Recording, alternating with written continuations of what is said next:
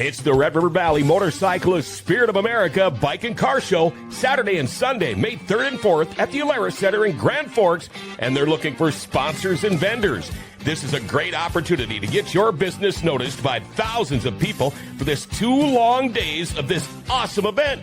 If you'd like to get your business noticed, or if you'd like a booth, contact Sarah, 763-568-1946, or Dennis at 701-741-5205. There'll be a raffle with over $90,000 worth of prizes, including a Polaris 1000 North Star Ultimate Crew Cab Ranger, a Harley-Davidson Street Glide, and Polaris Sportsman 570, with the net proceeds benefiting the Veterans Honor Flight of North Dakota, Minnesota. And veterans are absolutely free. Find out more by going to rrvmnd.org. Red River Valley Motorcyclist Spirit of America Bike and Car Show, Saturday and Sunday, May 3rd and 4th at the Alara Center in Grand Forks.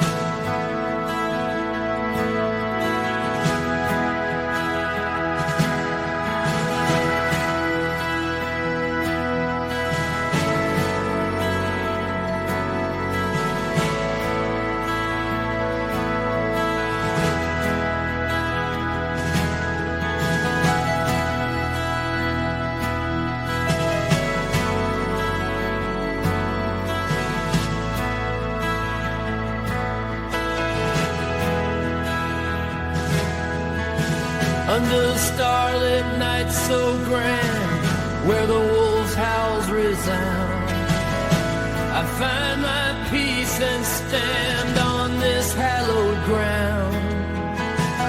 Hear the coyote's mournful serenade, a song of wild untamed. In the heart of the Black Hills, where my spirit's flame is claimed. Ride the trails of ancients past, where secrets still reside. I ride these trails alone through fields of amber waves. Tales of Lakota's pride and gold rush dreams that stay. Their echoes in the canyon walls where their legacy is laid. Oh, Black Hills, my sanctuary, where the freedom flows in your endless prairies. In the twilight of the forest, where the shadows softly fall, I can hear the whispers of the mountain standing tall. From the Badlands to the pine trees, every rock and stream tells the story of the ages like a vivid living dream.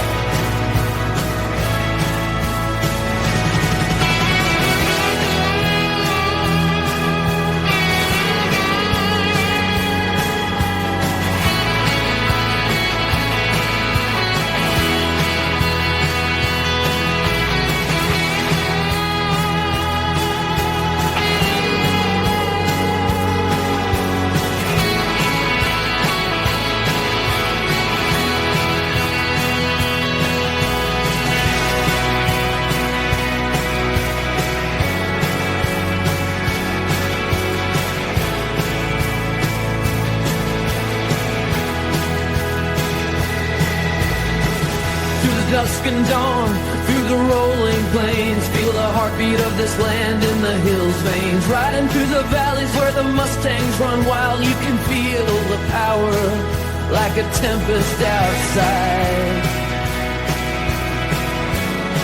Oh, Black Hills, you're my heart's desire, with your rugged peaks and your canyon choir. Just the heavens beat to a call. Yeah, you can see the flames go into you. I call passion.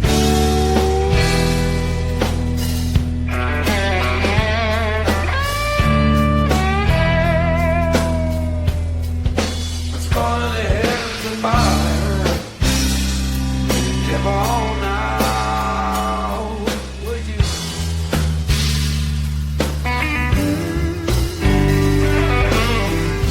If I was darkness, she was light, and she was day and I was night.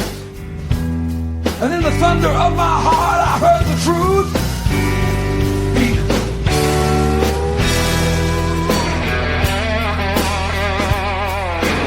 Lost in desire.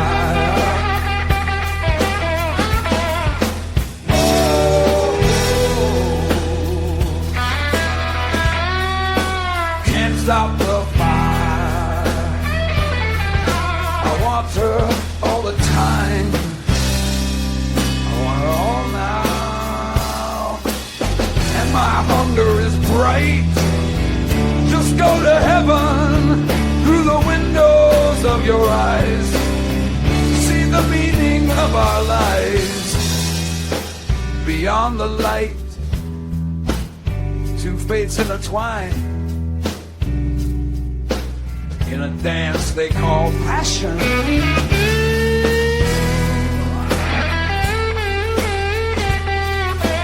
Lost in desire.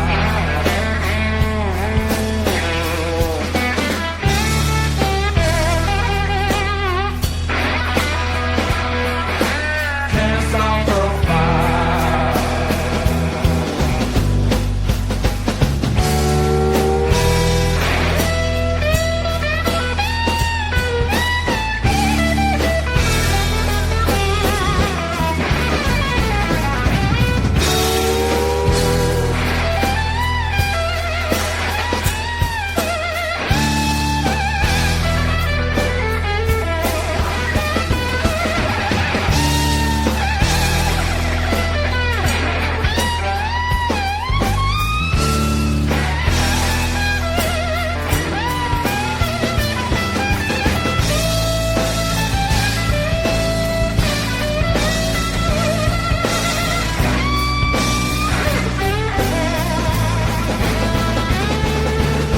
If I was darkness, she was light, and she was day and I was night. And in the thunder of my heart I heard the truth beating. I said,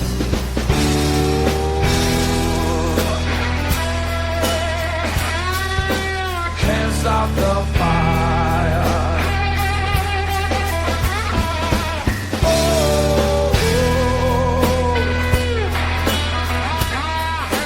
Lost in desire.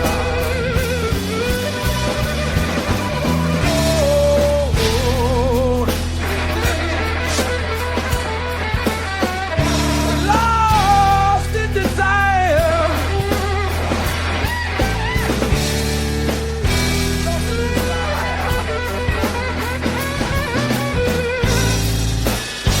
Can't start the fire.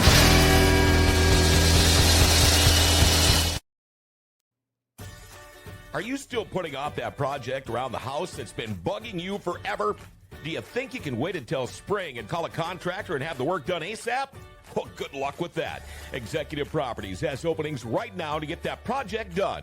In fact, you can check out their Google reviews. Diane says Executive Properties did a roof project and remodeled a bathroom in our house. We were happy with their quality of work, and the projects were completed in a timely manner. We will use Executive Properties for our next home project. Get that project done sooner than later.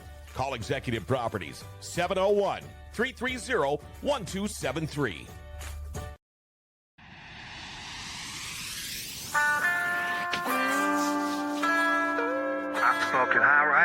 fucking rolling. Feeling easy, cause life's carrying you right alone. Every note like the same flow, sweet like that when they blow. And it's cold like my mind roams, but my wind blow. High as a kite on the southern sky, singing low till the day breaks the night. Got my boots on dirt road underway. The night whispers stories where the shadows play. Clouds roll by and a gentle southern breeze. Laughter and the stars dance among the trees. High the kite with the moon as my guide. Singing low, heart open wide.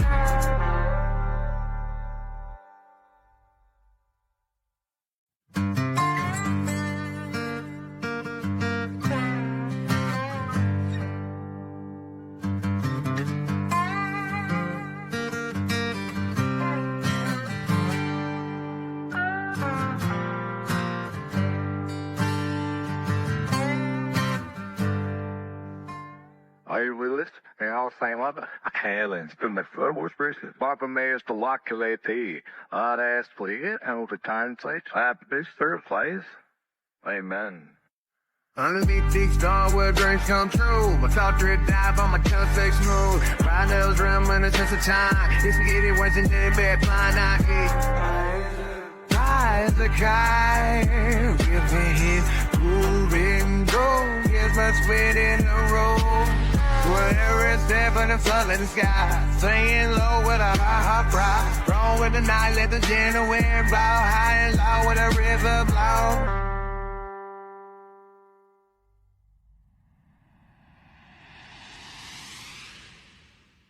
Gosh, I'll make sure I'm with board no the love tough son the falls racers.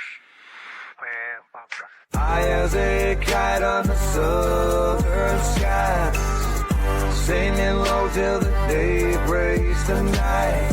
Got my boots on dirt road underway. The night I whisper stories where the shadows play. Last school Dickinson, I saw the kidney spring. Haunted up the granny out the wine on my stand. Give me quiet moments that is hungry unfold, where the twilight paints the story untold. Melodies wrap around as the cool wind blows. Nighttime lullabies to kill the shadows. Moving slow lows in the sweet reverie. Tunes scare me through the night wild and free. Stars above echo every dream and desire. The strong my guitar sets these old on fire. Floating on a rhythm with the moon soft and bright. High as a kite, get singing low, feeling right. Stars and berries come every right. Face swords in life spins from the stage and night. Take melodies that only the heart can find. Strumming strength to that go in mind. Every dusty trail knows where my soul aligns. In this southern night, my dreams unwind.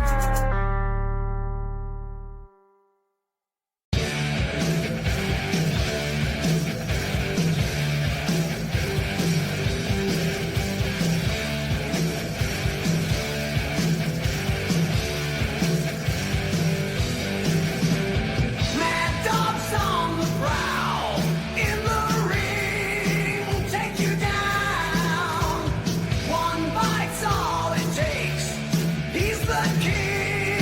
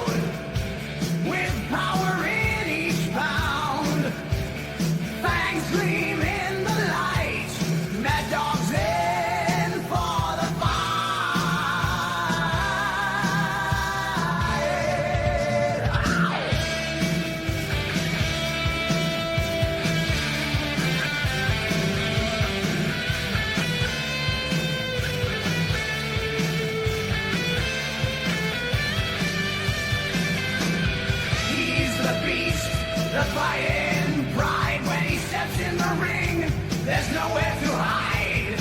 Feel the fury, muscles tight. Mad dog's ready, it's gonna be a night. Ow! Wow!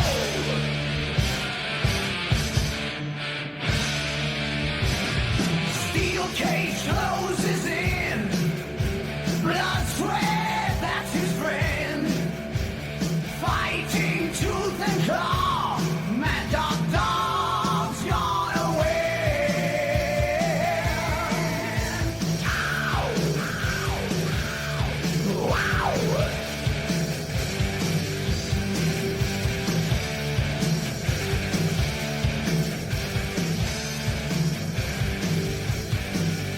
Crowd goes wild when his name hits the air. Every heart set afire. They know they're in for a scare.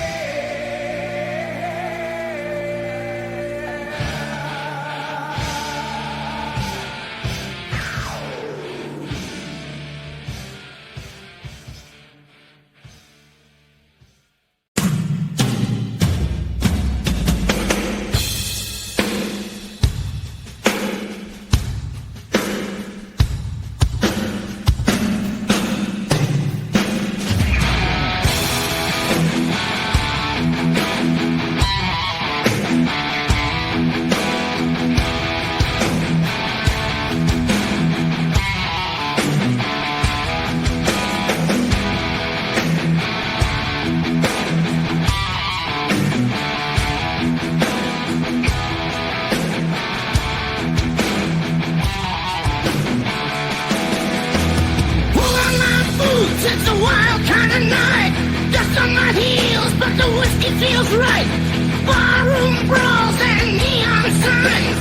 Riding hard till the sunrise. With a shot glass in hand, I'm living free. Kicking up dirt, just being me. Long roads ahead, but the night's still young. Under moonlight, where legends are sprung. Steel guitar sings with the rattle of spurs. Rebel heartbeats, no need for words. Whiskey burning like a fire deep inside. Cowboy boots riding where wild things ride.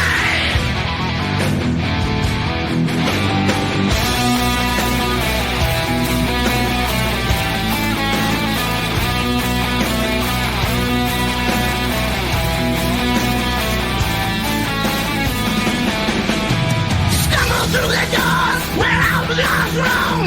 Roughneck angels calling this home. Whiskey and sin, the devil's game. In this hard living life, forget our shame. Raise a toast to the rebels, to the lost and the found. Every shot down makes us Kentucky bound. Walking the line where shadows meet the light. Devil may care in this honky-tonk fight. Roaring around, let the good times roll. Living for tonight, paying with my soul. Whiskey river flowing, drown the pain. In cowboy boots we dance in the rain. Neon glows, barroom brawls, feel the strain. Dusty trails lead to pleasure and pain. Reavers and demons, they're all friends tonight. Under steel guitar solos we find our light.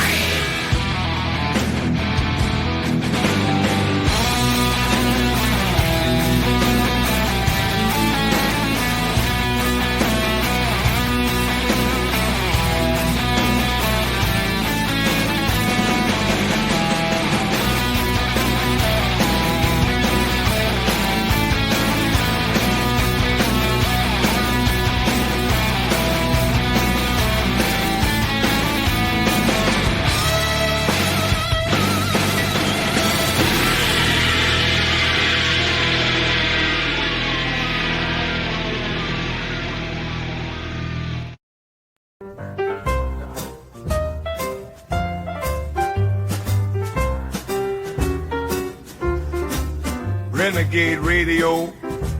Tune in, don't be shy. With Frankie Slauson leading the ride. Monday nights, the airwaves come alive. With voices in the dark, like shadows they survive. Join the rendezvous, let the stories weave. Frankie leads the night, you just gotta believe.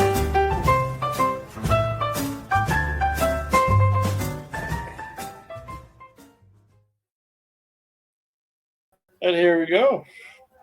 How's it going there? I hear some extra background noise from you there, John. So I don't know if you can you hear me at all there, buddy? Yeah, you hear background noise? Yeah, it's a little bit anyway. Unless that was just coming from your end or whatever. What's it coming from my end? Well, my wife is watering plants over here next to me. It could have been that, but okay, whatever. What's going on? Welcome to Renegade Radio. There, season 4, episode number 8. We made it. I got to write this down. All right. Well, welcome everybody. We are. What episode or what episode number or just I got. It's funny because I use my wife's office to do this. Yeah. And I've got a pile of notes, and basically it's whatever kind of scratch paper I can find within reach. And there's a whole pile of it, and it's everything from old Sioux Line Railroad notepads to regular. I'm working on a regular notepad now, but she doesn't get rid of them, and that's nice. But I try to keep track of every show. So you just have a big old collection, pretty much, of what you have and everything, of all your notes, everything that you've ever done. Well, even at my on GFBS, every show I do has got notes, times, everything. That way, if I ever need to go back on anything for a future show, and I keep a copy of the notes of every show. So, yeah, I just go 2 months at a time, year by year, and just go from there. So that way, I can go back and then I'll remember, the show. If somebody says, well, I remember about 3 months ago on a Wednesday, you said this. And I'm like, I don't even know what you're talking about. But if I go back and get my notes, it's like, I'll remember, oh yeah, I did say that, and that way I know the ads got played that people paid for. Stop it. I don't know how many times Wally says, oh, hi, Wally. Yeah. I need to know from you and from Paul if for sure that we'll be able to come down for March 17th or not yet, because it'll still be a day off for me, but if the weather is good, I fully intend on coming to Grand Forks one way or another. March 17th. Reach out to Paul. Day. Okay. Yeah, it's going to be up to him, because he's got to produce. I can't do it. Oh yeah. I need him there. And right now, he's got a kid that's sick right now and been doctoring. They were down at the Mayo for 2 weeks. So that's what he told me. Yeah. That's why our show aired on President's Day. There, one of the replays anyway. Yeah, so it's the actual St. Patrick's Day you're talking about, right? Yeah, Monday, March 17th, we're having Bruce Blanche on the show. Yeah, oh yeah, that's right. That's when Blanche. Okay, and that's our 5th anniversary at GFBS also. Yeah, that day we've covered this before.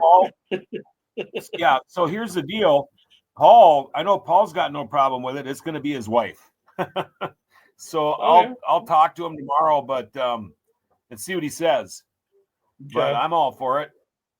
Oh. I just figured, with having Bruce Blanche on the show, that's it's already been booked. We booked it like about a month ago. He's done other shows and whatever already, but he was the one that requested to do March 17th. I said I didn't care pretty much when, but he said, "Can we do St. Patty's Day?" And I said, "Okay." So I just got to make still sure. A Monday or what? Oh yeah, absolutely. It is on a Monday too, huh? Okay. Yeah, it's March 17th, St. Patty's Day. Okay. That's in about 3 weeks. Sure.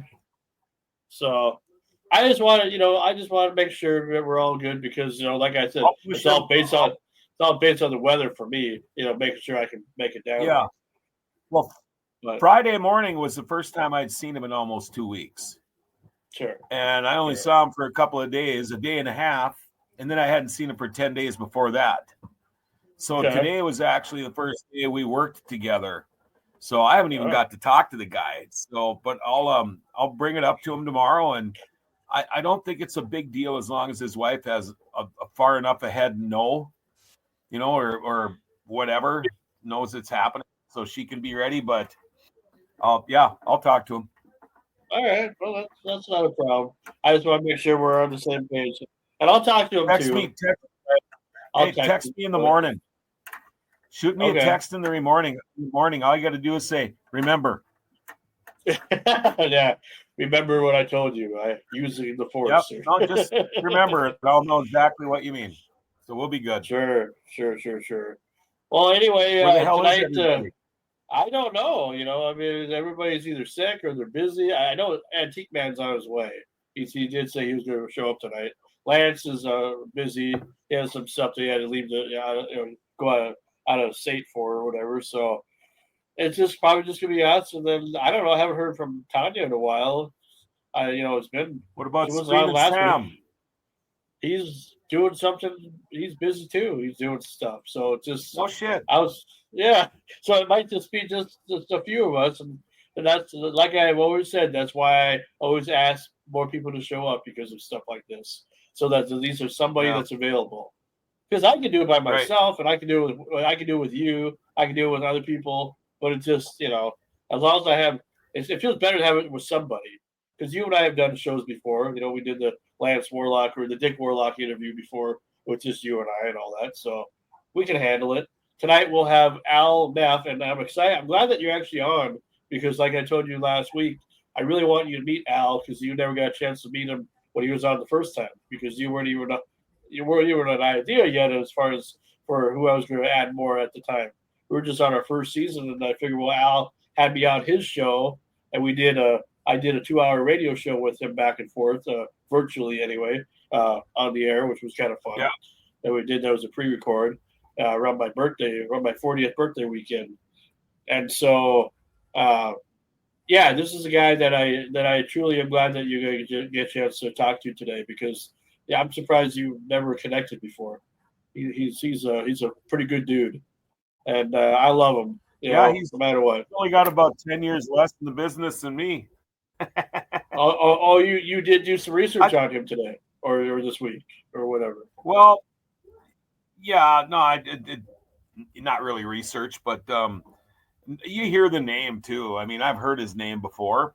And are you sure I wasn't on the show when he was on? No, because you came on. I was not the Halloween of 2024 or 2023. Okay. Yeah, it was season 1, and so that was your first episode. And then we took a 2-week break after that for hunting. so it just kind of worked out, but because Mama T was on that episode, and then Screaming Sam was, and then our friend Waterboy, which is one of John's guys from his show from back in the day.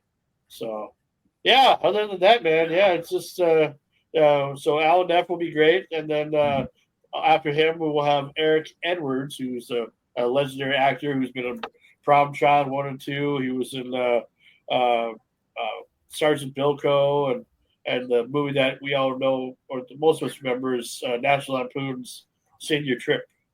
So, but he was a bigger guy at the time. He lost a lot of weight. He definitely doesn't look like he used to anyway. So, what's up, Mad Dog? How you doing? Good. What's up? Oh, I don't know. I was just, earlier on, I don't know if you listened to the show beforehand, but I was kind of playing around,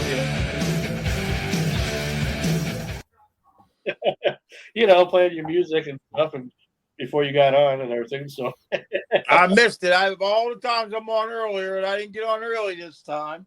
Yeah. Well, I missed it too.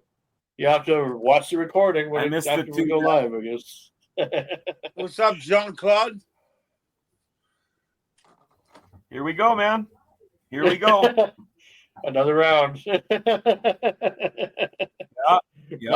But yeah, beautiful out here. I got out of bed at 4:45 this morning, and it was freaking 36 degrees out. I couldn't believe it. Yeah. Wow. Apparently Wasn't it's 80 39 below here. zero. No, we've been we're It's actually sunny. enjoying a little bit of spring. Yeah, it's actually nice, and we had rain last night over in Thief River. Hey, it's By the 50 casino, here but today. That's what I heard. It was raining in Thief River last night. We got a chance tomorrow, but I don't think it's going to hit us. But right now, everything's lakes. They're just they're lakes. I got standing water everywhere, but there was no snow, and the water isn't that much. It's still the ground is froze. I mean, all it needs once it thaws, it's going to be gone in a day. It's going to be a dry spring if it ends up like this. Our river is going to be beautiful. Well, we had 50 degrees today. It was 50 here. I couldn't believe it. Wow.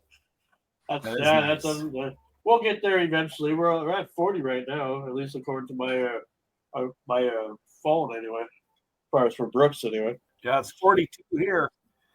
Yeah, that's 42 amazing. Here. Well, tonight, we're looking forward to the two guests that we're having on. Other than that, I mean, we hope you guys enjoyed the show last week's episode with no guests. We're gonna try our best to kind of get as many guests as we can, through the end of the first half, and then when we come back for the second half. I'm still not sure yet, like if we're gonna take a 2-week break or a 3-week break. I might add an extra week just to give us an extra week, but it seems like since everybody else is taking time off all the time and leaving me all the time, it's like, maybe I shouldn't do a spring break at all, make him earn it again. Why not? You gotta have a life too, man. Well, yeah, but I mean, it's like, I mean, I'm glad that everybody lets me know. That's we do have good communication. So it pissed me off if nobody told me they weren't going to be on. Why? Where's everybody at tonight? Well, your brother's busy, and he's not feeling. Of course, he's not feeling good again. Ken has like COVID again or something, so he's sick again. Lance is like out of the state right now doing something with his family. And I can't understand why my name and thing ain't under me. Oh, Matt, you're Mad Dog. Yeah, it's over on the side. Oh, that's just how they do it. I don't think there's a way I can switch that. That's all right. Let me see if I can switch that there. I don't think I can. No, that don't matter. Don't matter to me. Okay. Well, as long as you don't care, I mean, I can make it minimal too, whereas that don't even show. Don't matter. Yeah, mine just says John Roberts.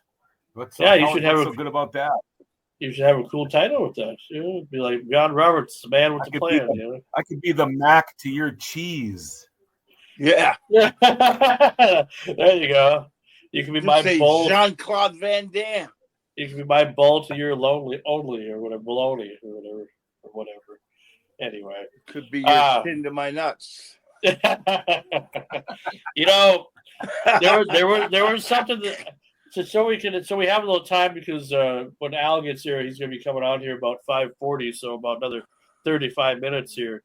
So we don't have a whole lot of time to fuck around, but I'm going to play a video here for you guys, and I thought about you, John, right away when I saw this video, so enjoy. How's the wife? How's the kids? I don't care. The usual? Father Tom, what'll it be? Bloody Mary and a Langus back? You got it. Gave you the center of the stock, Father. Put my special sauce in that. So we doing the bar Bible study today? Miss Pulaski, the usual? No, you're not okay. Nobody is okay until they do the shake of the day. Give me $1. The rule is if you own the bar, you can't play the pull tabs because you know which columns are hidden. But rules don't apply in this bar. Frankie P, how's the wife? Left you? Kids? One arrested. That's why you have two. Bar's been in the family for multiple generations. This up here is a portrait of my great-great-grandfather, taken shortly after he had his first shot of Malort. That'll put you asleep. Who in the hell decided to put so many buttons on this gosh darn clicker? Son of a gun. I'm spilling today. Sorry about that. Got to get more coasters in. You know what Bible story I think you should go into? Jesus with the fishes. He catches, what, 5 fishes? He feeds 5,000 people? Okay, but I think the DNR on the Sea of Galilee had some follow-up questions. I've tried doing that. The DNR comes to my freezer and I says, it's a miracle. They took my boat away. I know. I'll attend a Bible study one of these days, Father. Randy, a message here from your wife. She wants you home. I'm sorry, dear. He can't drive the tractor back right now. Oh, Father Tom, relax. If I win, I'll put half in the collection basket. Holy smokes. $500. Wait, I mean, $10. Son of a gun, I lost again. Terry, I need you to pay your tab. What, you want menu? Yeah, sure. I give it to you right now. Today's specials are pickled duck eggs and duck nuts. And, Gardettos. And then for dessert, we got peanut M&Ms. Better get them before the getting's gone. Some nuts and Skittles. Taste the rainbow. Hope you brought your quarters. This is my favorite piece of artwork here. What's it called? First time they circumcised a hockey stick. The Smithsonian's been asking for it, but I says, it's not moving. Mostly because I drilled it to the wall. Yeah, we do mixed drinks here. Watch this. Summer Shandy, dark lager. This is what we call a summer storm. Can you feel it in your right knee? I know I can. It's all the rage with the kids these days. What do you want, old-fashioned? Brandy? Oh, you're more of a bourbon guy? Not today or not? I don't know what to tell you, Father. I've been gambling a bit. I did skip Mass the last few Sundays. I told Dan I'd peel his fingers like a garnish. A little rude to my wife this morning. Jesus Christ! Took the Lord's name in vain. Sorry about that, by the way. Ship captain, no crew. Some swear a little. You guys want a beer? Help yourself. I'm in the middle of my confession. Joe Julansky, yeah, he's here. Who can I say is calling? The IRS. Joel, IRS on the horn. Oh, you're not here right now? Yeah, sorry, he's not here right now. What do you mean, what's in a vodka soda? Gin and tonic water. The hell kind of question is that? I'll get you one in a second. I'm watering my pets. You need a little more sun, Miss Julansky. You're starting to bald again. What do you mean this don't count as a confession? Where 2 are gathered in my name. Father, come on, let it count. I gave you the fuzzy stuff. How about I take a message? Just to be clear, is that a federal offense? Okay, 5 years overdue. Go to jail longer than Wesley Snipes. No, I'll let him know. Take care now. Yeah, tell your folks I says hi. Joel, you're facing some jail time, pal. Good luck with that. Next beer's on the house. So roll out. I would be John if you owned a bar. I'll never own a bar. Why not? So you could do all the things. You look just like you and Charlie Barons could do a video together. Maybe almost like twins, almost like and the same accents. It's talk the same and everything. yeah, a little bit. You know that. I know too many bar owners and. It's a lot of fucking work. I at this age, the last thing I want to do is go to work 7 days a week. Yeah, but okay, but here's the thing about that. Any of those quirks that he did are typical for a small town bar, like the phone call and everything. Every day. You go to your little dive bars. It's the locals that are there. Everybody knows everybody by name. It's like Cheers. I mean, I stopped into my local drinking establishment this afternoon to talk to him about some food for Thursday, and even at 2:30 in the afternoon, I knew the 6 people that were in there. Then it started picking up when I was leaving. But yeah, but they work their butts off, those guys that own bars. Well, I forgot that your birthday is coming up, I suppose. Yes, that's right. 60 years already. So happy birthday early. Unless you're my brother. My brother don't work hard. Everybody that works for him works hard. He just takes all the credit, right? He's just a boss, like a typical boss. That's why I got out of it, man. I was doing all this shit. Oh, so you guys worked together for a little while? You guys were... Oh, okay. I think you may have told me that before, but I don't remember. That's amazing. Was that just not fun at all after a while, or you just decided? Oh, it was fun in the beginning. Yeah. So it turned out to be work. Oh, sure. So you thought owning a bar would be a good way to be a wealthy man, I suppose, or he thought, or whatever at the time. Yeah. Everybody loves to drink, so no problem. No shortage on alcohol.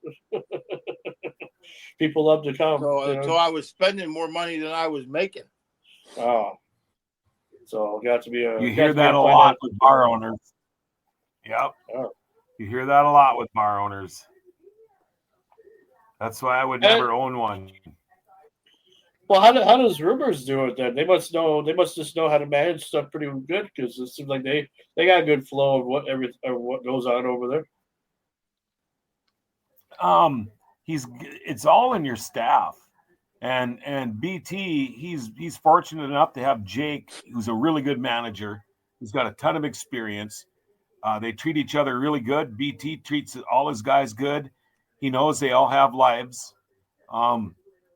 His daytime bartender, for example, there's like maybe four Saturdays or 5 Saturdays a year where they have some big event, Kentucky Derby stuff, a couple of things like that where he kind of expects those people to work, but this guy also can take any day off he wants.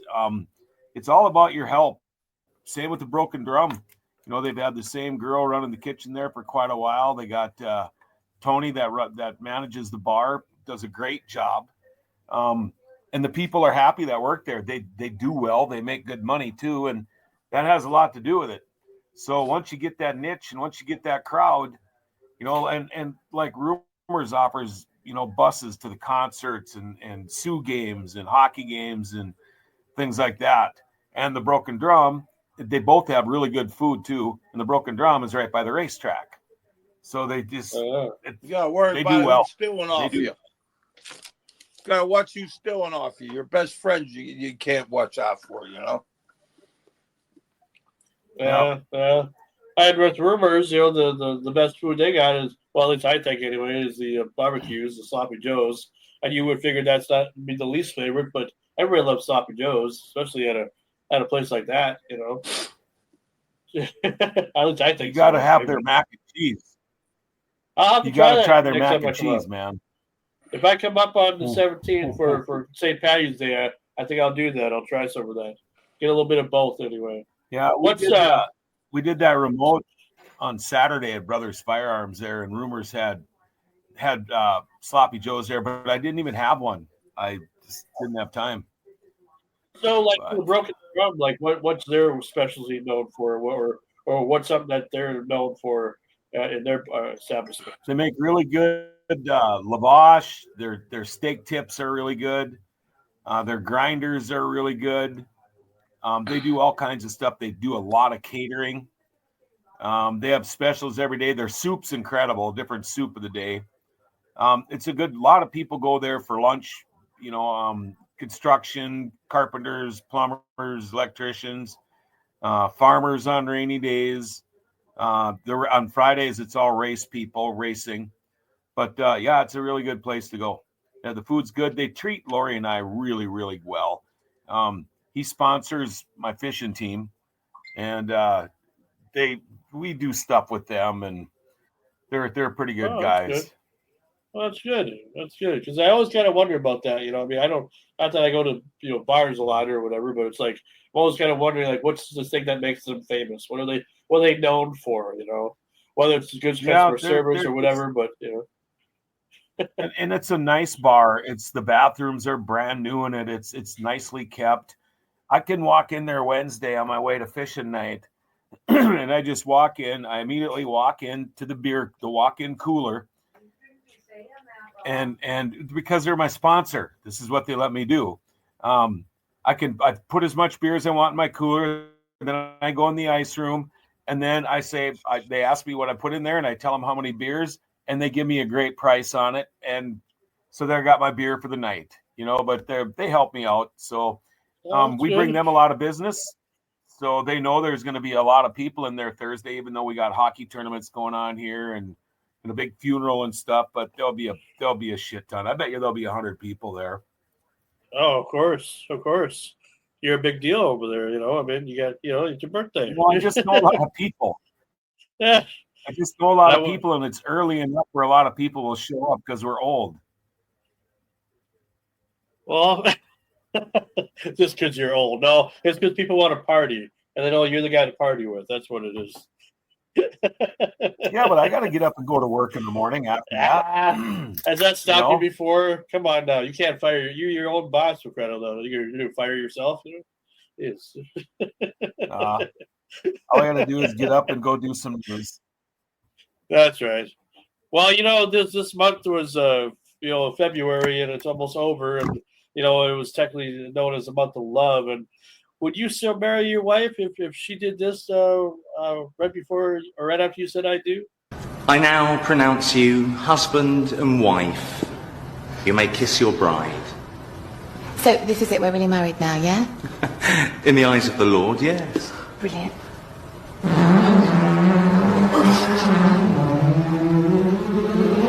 Oh, yes!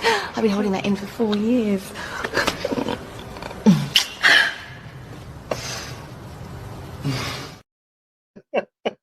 Absolutely. Hell yeah. Absolutely. Hell yeah. Yep. I mean, what the hell, It's my kind of woman. Now she sits back and sucks a beer straight down after that. Damn right I'd marry her. My wife wouldn't find that funny at all. Now, one of you, she wouldn't find that funny at all. I'll think those are funny till the day I die. I don't care. Now, do you think she would have married you if you were in that before you were kids? Well, if she knows that I would have done she'd right already heard about 8 million times before we got married. Yeah, I know, but I mean, like, okay, so because in the video, the girl's like, "Oh, I've been holding it for 4 years or whatever." It's like, yeah. That's just, I don't know. I just thought I'd share that with you. One thing for farts sure, are though, funny. is that it is. I don't care what anybody says. Well, of course, farts are definitely funny. You know what else is funny? The fact that back in the day, while he became an actor, Michael Keaton was also a stand-up comedian. Bazooka Joe Bubblegum. Now, I'm sorry. I don't care if you're the president of a corporation. You can be Alexander Haig, and you can't not read these. You can't throw this. It's something you just don't do this. You just don't put Bazooka Joe in your mouth and throw the thing away. No one in the world does it. You can go, AWACS? Yeah, I say we send them. Just a minute here. You can't do it. You can't put it down. Hey, here it is. And I'll just read it to you. Now, you might not laugh, but I think this is very funny. He says, Bazooka Joe has a clock in his hand, And Tubby says, "What are you doing, Bazooka Joe?" And he says, "I'm throwing a clock out the window." And he says, "Why?" And Bazooka Joe says, "I wanted to see time fly." Okay? All right, now wait a minute. Tubby says to him, "Time, Bazooka Joe? It's a rather ethereal subject, isn't it?" And Bazooka Joe says, well, it depends on how one views time. I mean, if you see time traveling in a horizontal line to infinity, well, then yes, I guess it is. But outside of that, people see it broken up in segments. And then Tubby comes back with, I think, something pretty clever. Tubby comes back and says, yes, but wasn't it Eugene O'Neill who said, "Weary am I of the tumult, sick of the madding crowd, longing for far sea places where the soul may think aloud." And then Bazooka Joe looks at him and goes, "Hey, sorry I asked, okay?" That's my brother's bar. Are you sure? You think He's from Pittsburgh, Michael Keaton. Yeah, but you think that's? I don't think. Did your brother have a comedy part or whatever to the bar? Yeah, my brother had a comedy bar underneath our other bar. Oh, underneath the bar is my brother's comedy bar. Oh, now it looked like that's exactly what our bar looked like underneath. That ain't it. You would remember if you had Michael Keaton. Yeah, I would remember if we had Michael Keaton. Absolutely, even before he was famous, because you guys got Mr. Rogers and everything over there, and everything over there. I mean, over in Pittsburgh, other than just Kurt Angle and everything. But yeah, what do you think of that, there, John? I don't think he was very funny. That's pretty good. But Michael Keaton, yeah, he's from Castle Shannon. He's from 10 minutes where we live. Okay. No, I think he still has a place in Pittsburgh, I think, but he also stays in Los Angeles, I believe. So because he's because he's a mega star now again, like he used to be. I tell you, that guy's done everything. But anyway, yeah, I decided to share that with you. Michael Keaton being a stand-up comedian. That's kind of something you don't often. Yeah, that's cool. Yeah. I wasn't in out too. So, what was I going to say? anything been going on lately in the news or anything? Because I have a short story to tell you guys. If anybody else responds, anything going on? Nothing else? Okay, perfect. Well, I had a friend. Well, she's still my friend, but it's a weird situation because and I hate to bring up old Neil Carlson, but he was the one that he did the report about this here last week. A friend of mine decided it'd be fun to take have the cops chase her from Middle River all the way to almost Plumber last week. I don't know if you heard about that, John, or not, but I don't get why it happened. I don't understand. So I don't get it. Okay, so a friend of mine that I've known for a long time, like she graduated with my brother, like back in 2005. She got in trouble for speeding. Now, I don't know if she was speeding because she was just speeding or she was speeding because the cop wanted to pull her over. I don't know what triggered that. But as far as I was told, it happened locally around Middle River and it went until through Thief River all the way to Plumber. And then they eventually spiked the car, spiked the tires and, did what they needed to do. And she wouldn't get out of the car. She gave a fake name. Her son wasn't with her at all, but I was just, it was just a weird situation, and I just don't understand. Well, first of all, it's like I don't understand why is it that some of the friends that I've had in my past or whatever, all of a sudden have all become jailbirds all of a sudden, or they've been to jail once or twice or whatever in their life, or they've done something stupid, like that made them a news story and not a positive news story. Because they're your friends.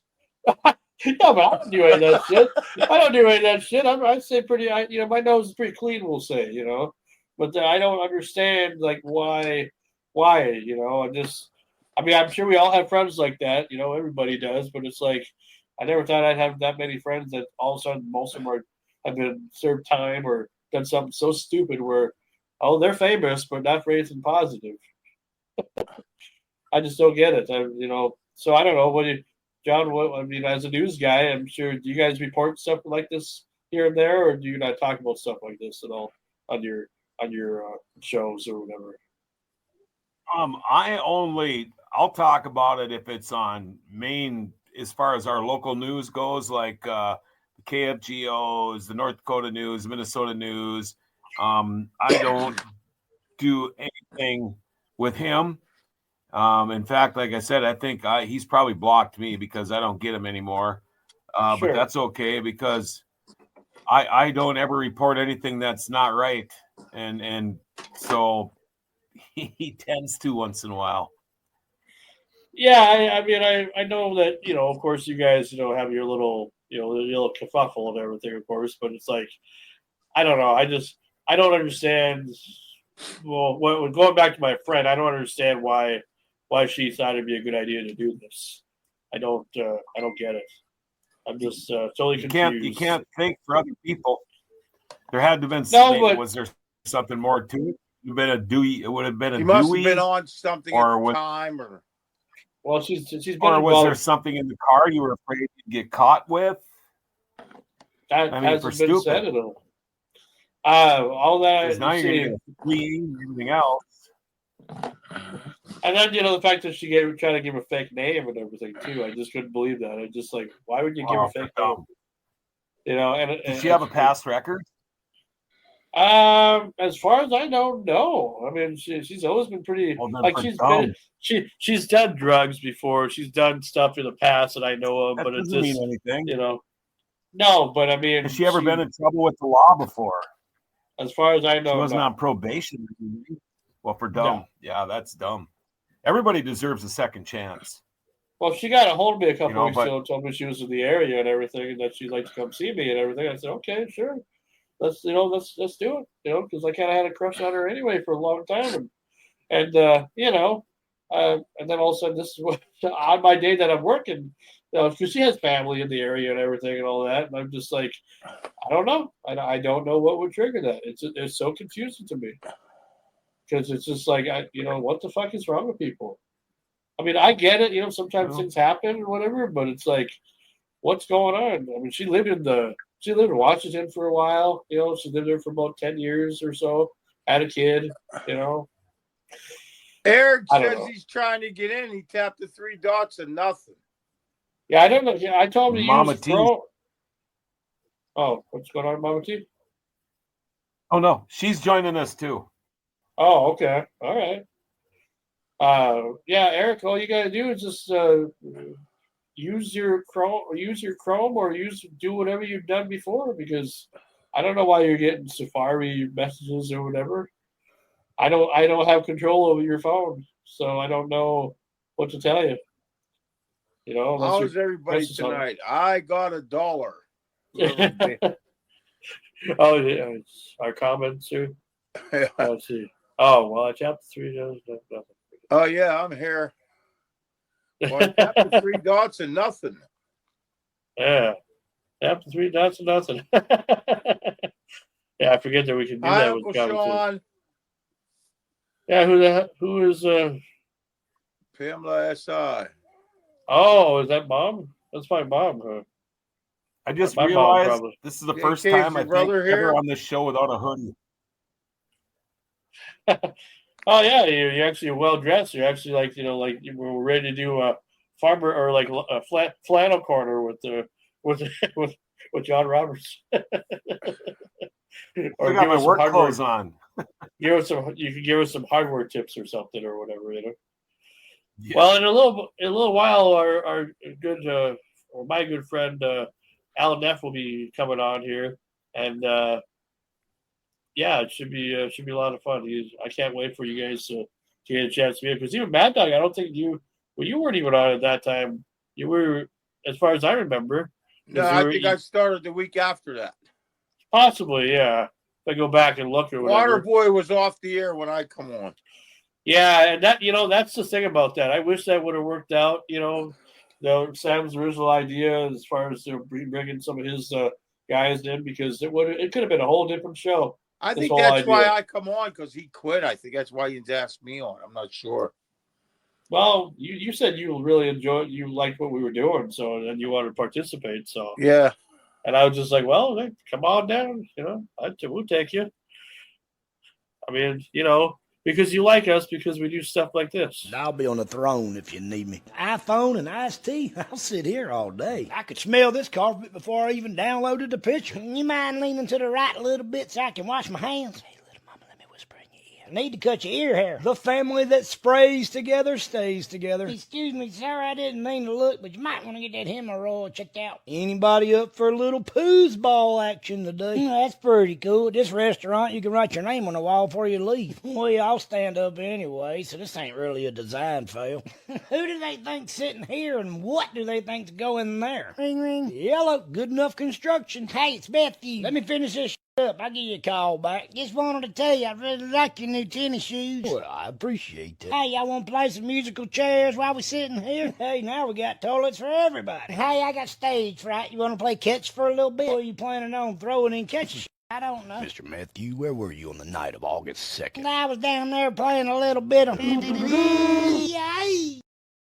Throw some gas pumps out front and call it a day. Gonna do a gainer. I was scared that I'd fall, and then I got a splinter doing a fucking cannonball. Ethel, if you wanted a perfect circle, you should have built an igloo. You ain't got no money, but you wanted a switch. I installed it on a handrail, and all you've done is be... So how fast would you like the hot water to get to the shower? I want it made in the shower. Matthew, this is amazing. I like it grew there. That's why I always come in third of this place. You number one in my book, Tweeter Top. It may not always be 90 degrees, but it's gonna be some degrees. Somebody's here. What kind of shoes they got on? I can't tell. The window's too small. Oh, no. Wait a minute. Let me look out the other door. Stop.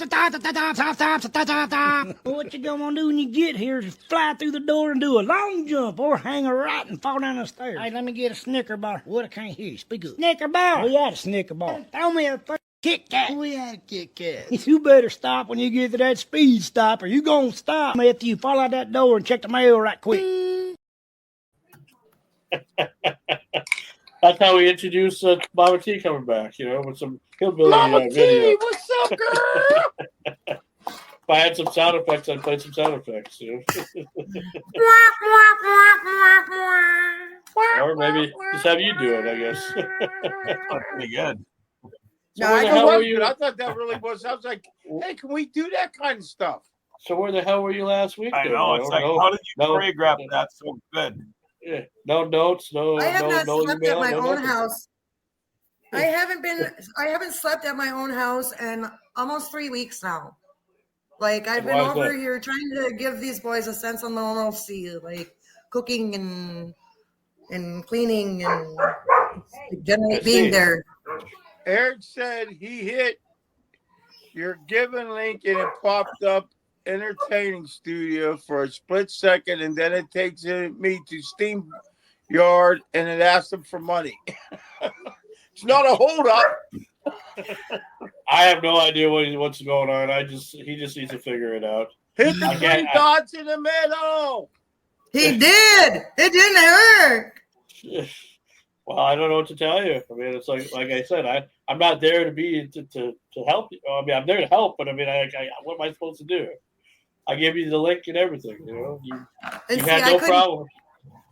I couldn't even get my computer to work at first. I brought my laptop over here, and see, I'm just been not thinking about podcasts at all because I'm on my season break right now. So I was like, it's a perfect time for season break, so I can, Yeah, it sounds like you got some tonight. You got some good guests coming up. I see. Looks like you and Dennis agreed on a date or whatever. It looks like. Oh yeah. We've got. Yeah. I was going to grab my calendar.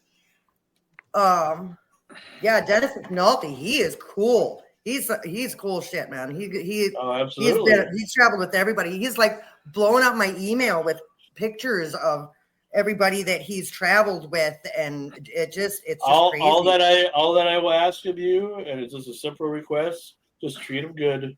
Just treat him good. Treat him with as much love and respect as you can. That guy is a living legend, as far as I'm concerned. I know. And I got Taco too. Did you see that? Like my big cock. I know. Oh, yummy. Thanks, Taco Velasquez. I've got Tom Neely coming up. But yeah, Dennis has been with Del Shannon, the Drifters, Benny King. Like, it's just crazy. Yeah. That's why I'm glad that he came on the show here beforehand, because it's been a few years since we chatted, and I've always wanted to do another interview with him, and now we had our chance, so it was good. So hopefully I know he'll give you a good interview. It's just a time change thing that's kind of fucked up a little bit, just because of it's whatever you guys decide to do, and then it's like you got to figure out the time and whatever. But it wasn't so hard for us. So, but good to see you back anyway. Springtime's in the air, and Al should be coming up here pretty soon. He said he's going to get here about 5:40, and then we have Eric Edwards. And next week, we'll be joined by the original drummer for the Greg Kinn Band, Larry Lynch. And that should be exciting. And I think Mark Christian might be coming back, too, because he's done some stuff with him, I guess, supposedly. So we'll see if he pops out next week. And then in 2 weeks, we got the return of Gina Coleman from Misty Blues. She was on here last year with Early Times from satellite radio, from Sirius, from Bluesville. How are you getting all these musicians? How do you think? How do you think? I mean, I just ask, and they say yay or they say nay. And they remember me. I told you a long time ago, and I'm not trying to toot a horn or anything, but a lot of people know me. A lot of people remember me. I have a lot of friends too. I'm just like Bob. I know a lot of people, but it's like they all are far away. Or else I can say, Frankie, you are pretty unforgettable.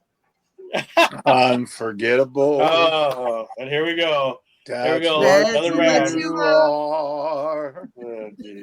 In every way. No, see, it's not the fact that I'm forgettable.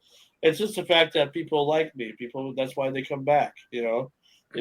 I gave a good presence, and even you guys gave a good presence. You have a really long left arm, Frankie.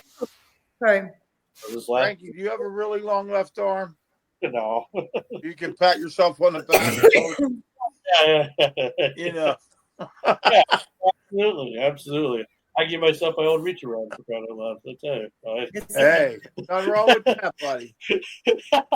Oh yeah, that is okay. I forgot what show we were on for a second. I don't think you can say that. Oh yeah, you can say that. You can say whatever the hell you want there. You know. I guess you would have to, wouldn't you? Be nice. Yeah. Well, whatever. How was your? Did you? Always nice. Do anything for?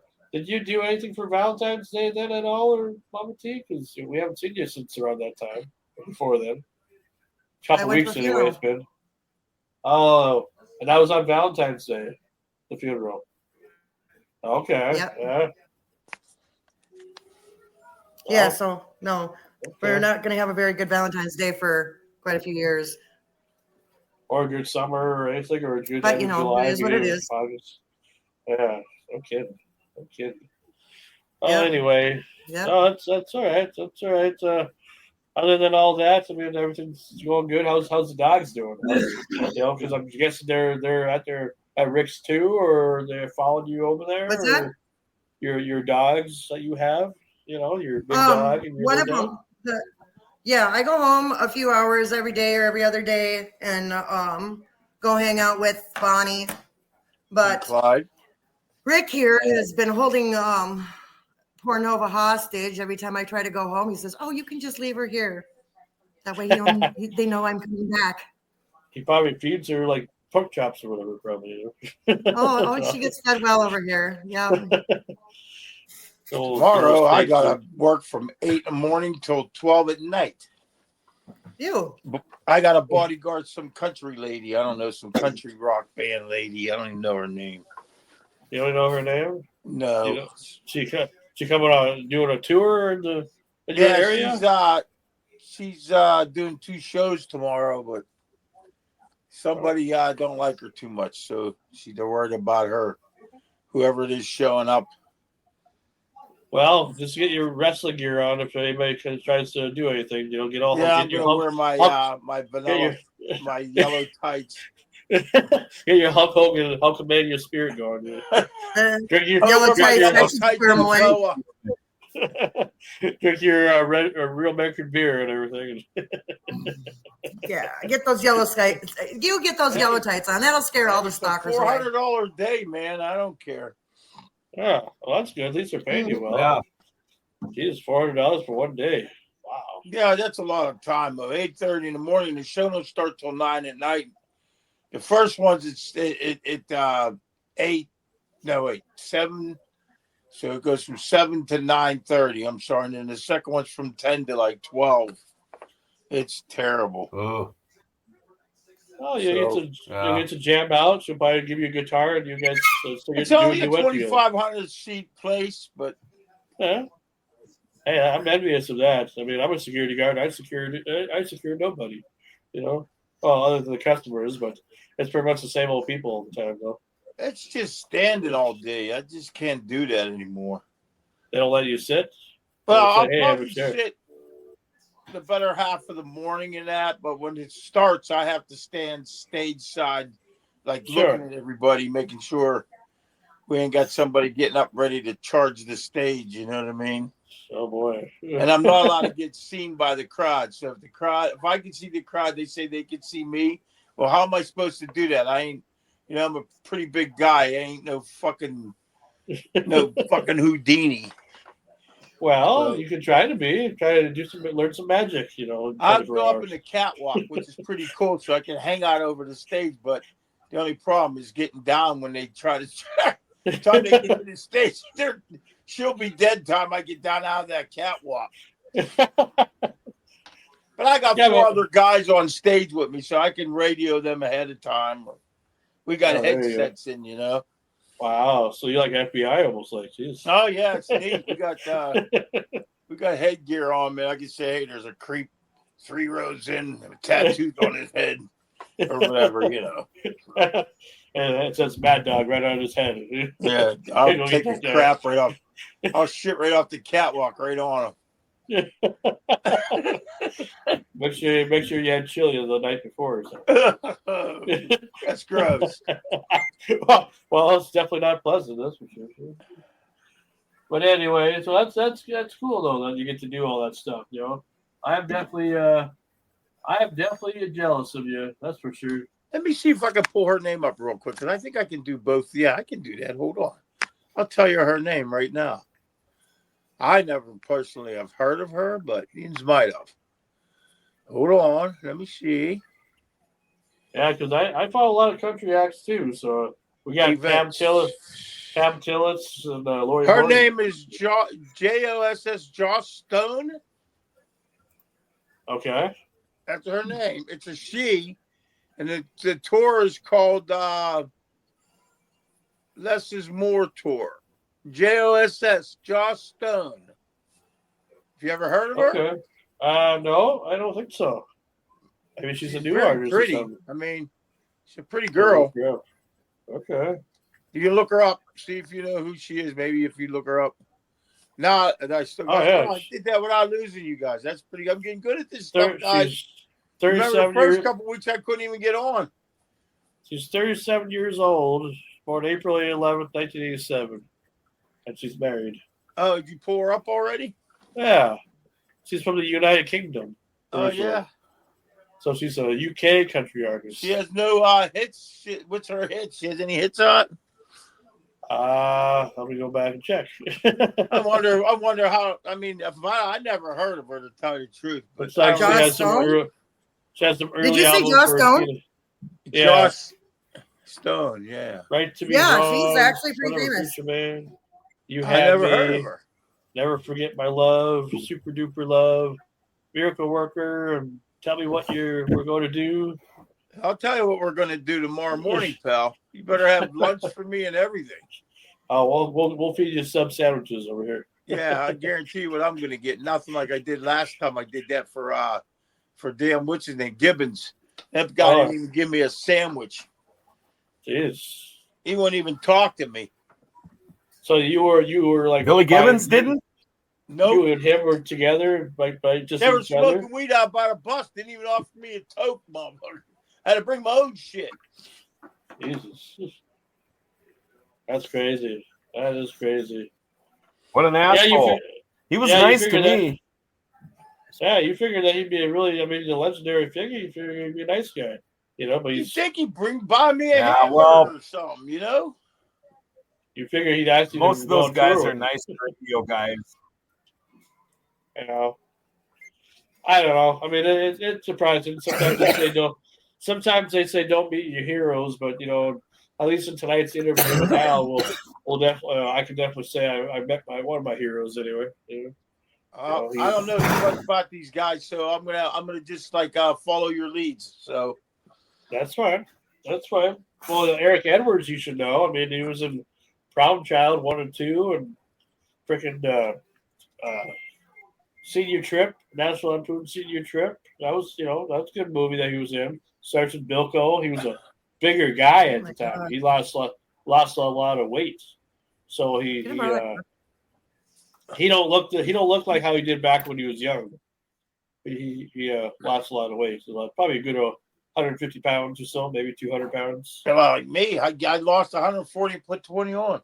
Yeah, but I mean, it's just the way it goes there. I'm going to run and get my coffee real quick. It's done. I just got to go get it. I'll be Sounds right back. Good.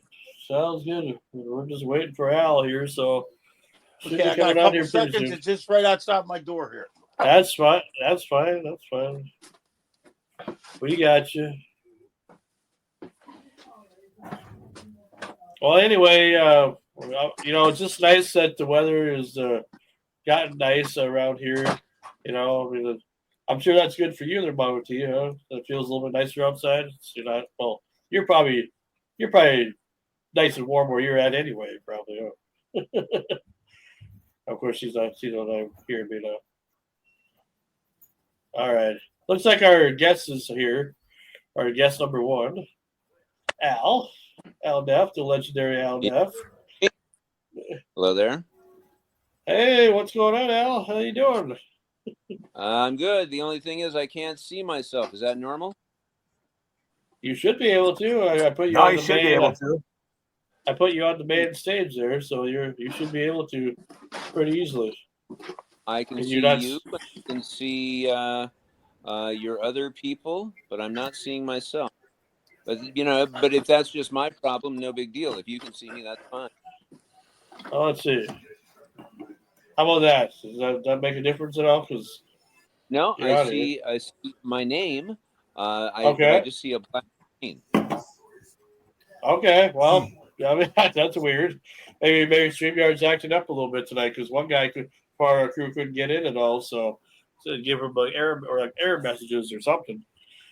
But yeah, you got in anyway, so if you can hear me, that's all that matters. It's probably better for me that I'm not distracted with having to look at myself. Well, we see you. I see you, so that's good enough. I mean, it's all good. Better off not seeing us, maybe. yeah. So how you been, Al? It's good to have you back on the show. Oh. Well, how have I been? That's a big question. It's been a while since I've seen you. I'm trying to get a full screen. Do you have any advice for me? To do full screen? Yeah. Yeah. If you see the main video here, the main of us, there's on the left hand or right hand side and bottom corner there should be a square. Just press the square, and that'll get you full screen. Huh. I'm not seeing it. There should be. I mean, maybe what type of phone do you got? Should say stage. Yeah, I have an iPhone 7. There's your problem right there. I've started to get alerts that my operating system is not sufficient for some of the apps that I've been uploaded. So that may be our problem. Okay, yeah, because you're kind of skipping it a little bit, but then I hear some audio. Do you have a TV on or anything, or any audio in the background? No. I'm hearing that, but I'm in a completely silent room. Okay. Hey, Mama T, can you tell those guys? Can you tell them to turn their audio off or mute it? Because I'm hearing their audio. If you have a TV on, I'm hearing the audio, or somebody's audio anyway, and nobody else. Oh, that must be. Yeah, I think I would probably have to go in the house unless I can figure out where the. Yeah, I'm just gonna mute you until you get it figured out. See if that even does. Okay, it might not even be. Okay, maybe that's not even him. Hold on. It wasn't me? Well, I'm gonna figure out who it is here. Okay, so that's not John there. No. Still hearing something. Yeah, but it has to be you, Mama T. Yeah, so now we don't hear nothing now. Yeah, she silenced it. Now we don't hear nothing. Now it's good. How about now? Yeah, it's fine now. We're all good. Well, maybe it was needed. All right. Well, anyway. Well, welcome to Renegade Radio. Welcome back to Renegade Radio. There, Al. This time you're amongst more friends than you were the last time because, as you know, the show has grown a little bit, and I don't know how much you paid attention to what I've been up to, but it's been growing a little bit here and there, and we've had a lot of good guests and stuff since your first appearance, and I thought, well, it'd be great to have you come back because there's some people there's at least one person that I want you to meet that you didn't get to meet before, and that's John Roberts, who is one of my crew members, and he is also a known radio guy / video podcaster in our area up here in the northern Minnesota.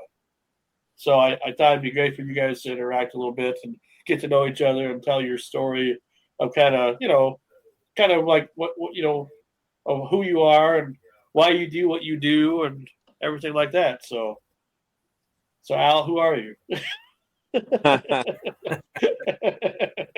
Well, I'm at least a couple of people.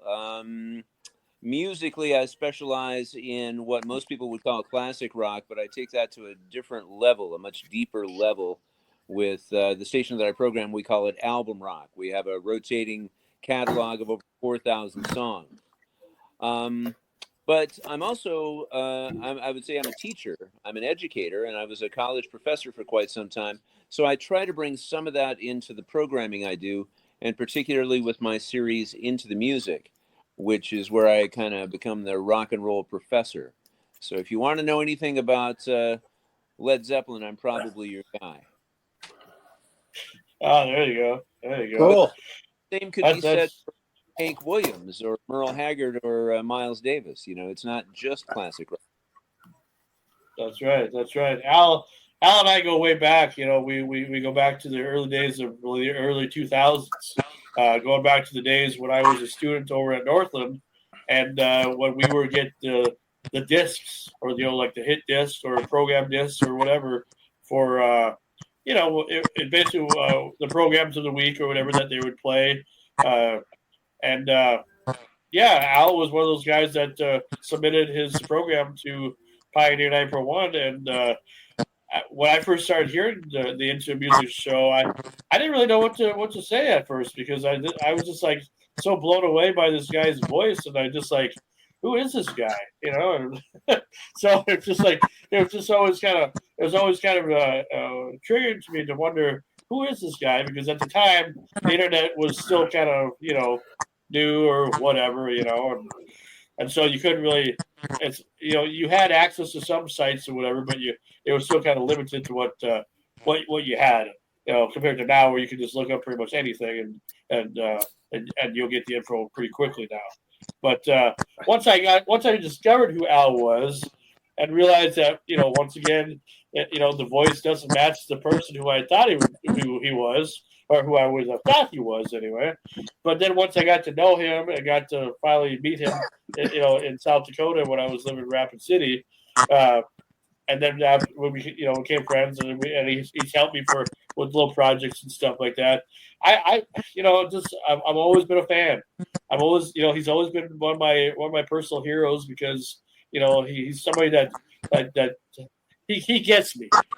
Very few people ever get me. And if you get me, and if you have gotten me, then you know more about me than maybe that you should know, probably. But as long as it's all good, I guess it doesn't matter. But Al is one of those guys that he figured me out, and he figured out what I'm about, and he's never been Frankie. And I want to go back to what you said about I might not have looked as you would have imagined, but that's hard for anyone to imagine what someone's going to look like based on their voice. I was in radio for more than 20 years before I was able to come up with something that I thought was pretty cool to say if I were to meet someone that says, you don't look like you sound. And so now if I meet a person like that, I say, well, you don't sound like you listen. I mean, that's true. That's true. Or you got a face for radio. That's the thing you hear all the time when you got someone on radio. I hate when people say that. That's like the most disrespectful thing to say to somebody. I know people on radio hate that. I know that. Yeah. Yeah. I have people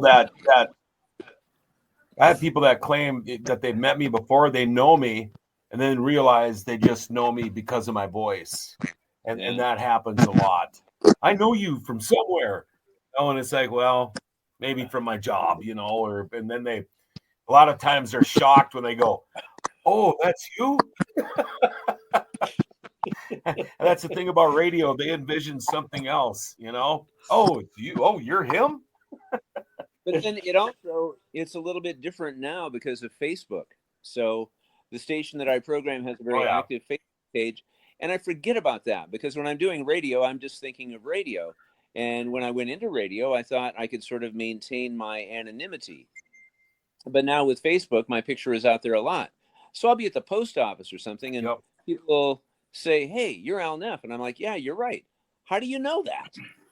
And I just don't think of the visual component that radio has become.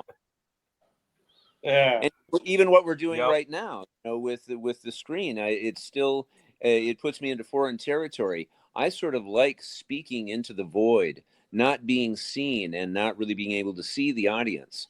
But for some people, like for a lot of musicians that I've had as my guests, they love to be in front of thousands of people. I personally would rather hide away. Yeah, you've had some really good guests on your show too, and for the GOAT, the deep track station, I like to call it, because that's what it is. It's pretty much a deep track station, and there's very few of those around. But I tell you what, I would hope that you would get 1,000 upon millions of viewers every day, because it's like, this is what people should be listening to. Everything, rather than just what we tell you you're supposed to listen to. Well, I second that, Frankie. So far, so good. We continue to, as we put it, grow the herd, the goat herd. And so tell them you heard it on the goat, and then we grow the herd. My little That's play. right. That's right. So the thing about it, it's like, we've had you on the show before, and I remember you were telling us about your trip you were going overseas or something, and what was it, to Ireland or Scotland or something, or England or somewhere where you went, and you told us a really interesting story, and I forget kind of, more, I forget what we talked about at that point, but I figured to have you come on, to tell your story, because, when I tell you that you're one of my heroes, I don't just mean that just to get you to smile or whatever. I don't have a whole lot of heroes, and the reason why that I call you a hero of mine is because you're somebody that I have always talked about when people have interviewed me, and they always ask, like, who inspired you? Who inspired you to be creative and everything? And I say, well, Al Neff was one of those guys that inspired me, and even though we only met once. I feel like Wind Beneath My Wings should be playing in the background. The Gary Morris Did version. you ever know The that Gary Morris version, not Bette Midler. Well, it's there's a kind of a mutual admiration going on here too, Frankie, because you've stuck with it. I met you when you literally were just a kid, well more than 10 years ago. You've stuck with it all that time. You've never given up, and you found ways to enhance the kind of programming that you want to do, and added team members into your vision. So in my mind, what you're doing is as difficult or maybe more difficult than what I do. In both cases, it takes a lot of dedication and commitment. Yeah, especially when people are doing this for free. At least you can pay your people. At least I can't even pay anybody. I mean, I could, but then I'd be broke. Let's clarify this. Now, I'm a one-man show. They do pay me a little bit. I basically do it single-handedly, although I do have technology on my side. But basically, what I do is a one-man show, and I don't really pay myself. But I'm going to show this off, though. Can you see my coffee cup? I have my face on a coffee cup. I think I've made it. It's not a trading card. I'm on a coffee cup. Yeah. Hey, you made it when you're on a coffee cup. Damn right. That's right. I was on a billboard. Yeah, I was on a billboard one time. I was on a milk carton. But they found me, On the wanted side or what? Well, anyway, and that's what I like about you, Al, because you're always one of those guys that have always been so good to me, maybe too good to me sometimes, because it's like I have a lot of people that give me that constructive criticism, about things that I've done in the past, and how you should never do anything for free. You should always do it for money, and never put yourself out there, in spots that, make you feel like you shouldn't. But the thing about with me is, and this show is like, I've had this vision for a long time, and it just, I wouldn't have had this vision had it not been for the road that, that I've traveled. And it's been a harder road to try to get myself out there in the radio world, because nobody wants to give a guy like me a chance. So I kind of just said, this is my personal middle finger to those who have told me no, So that's why Renegade Radio even exists. That's pretty much the vision that I've had. And then it just became a fun show, since that time. It's done more than I thought anyway. And there's nothing wrong with having a straight job. Almost everybody in radio, almost everybody has had jobs that didn't involve radio. And the same is true with musicians. Being able to cook is a great idea, because then you can work at a restaurant and get free food. And it teaches you to live within your means. I'm just fine with that. And I'm okay with driving a used car. I know that what I do is good and people appreciate it. That's the point. Absolutely. John, what were you going to say? Too, I keep telling Frankie that radio isn't what it was when I started in the early 80s. Everything is so huge now. Everything's syndicated. I had I worked for iHeart in that huge mess for 21 years. And I had 2 #1 shows in a city area of 50,000+ people. And I still lost my job to corporate cuts. And they didn't, after 21 years, the people that fired me didn't even know my name, and now everything's syndicated, it's, there's nothing local anymore. So there's not the radio jobs available like there used to be. And it's way harder to get into the business now. With our 5 radio stations in the one building, at one time we had probably a dozen full-time on-air personalities. Now there's 2. That's it. The few that are left are part-timers. It's just changed so much. Everybody's podcasting out of their basement now. What I tell young people now, I used to have a joke when I was actually a professor. I taught classes in radio. And when it was usually young men who would ask me, Professor Neff, if I want to succeed in radio, what's your advice? And I say, don't get a girl pregnant. That's number 1, right? Don't strap yourself to a house payment and a fixed location. Be able to move and shift, keep your overhead low. But now I also add to that, find a way to expand your skill sets to wear different hats. Be willing to do some sales. Get yourself only one step away from the money, and then you might have a fighting chance of being able to survive in this industry. And that's just the cold hard truth. But if you can do that, then you still can have that microphone and be the creative person that you want to be, as long as you can attach it to reality. Is that kind of your secret to your own success, or what keeps you so relevant, and why do you still at your age now, when you could probably retire and be done, why do you still do what you do? Why do you still do what you do? Obviously, I'm sure because of money, but why do you do what you do? Oh, I mean, money is a very, very small part. I mean, it keeps me going. But if money was important to me, I certainly wouldn't be doing radio. Yeah.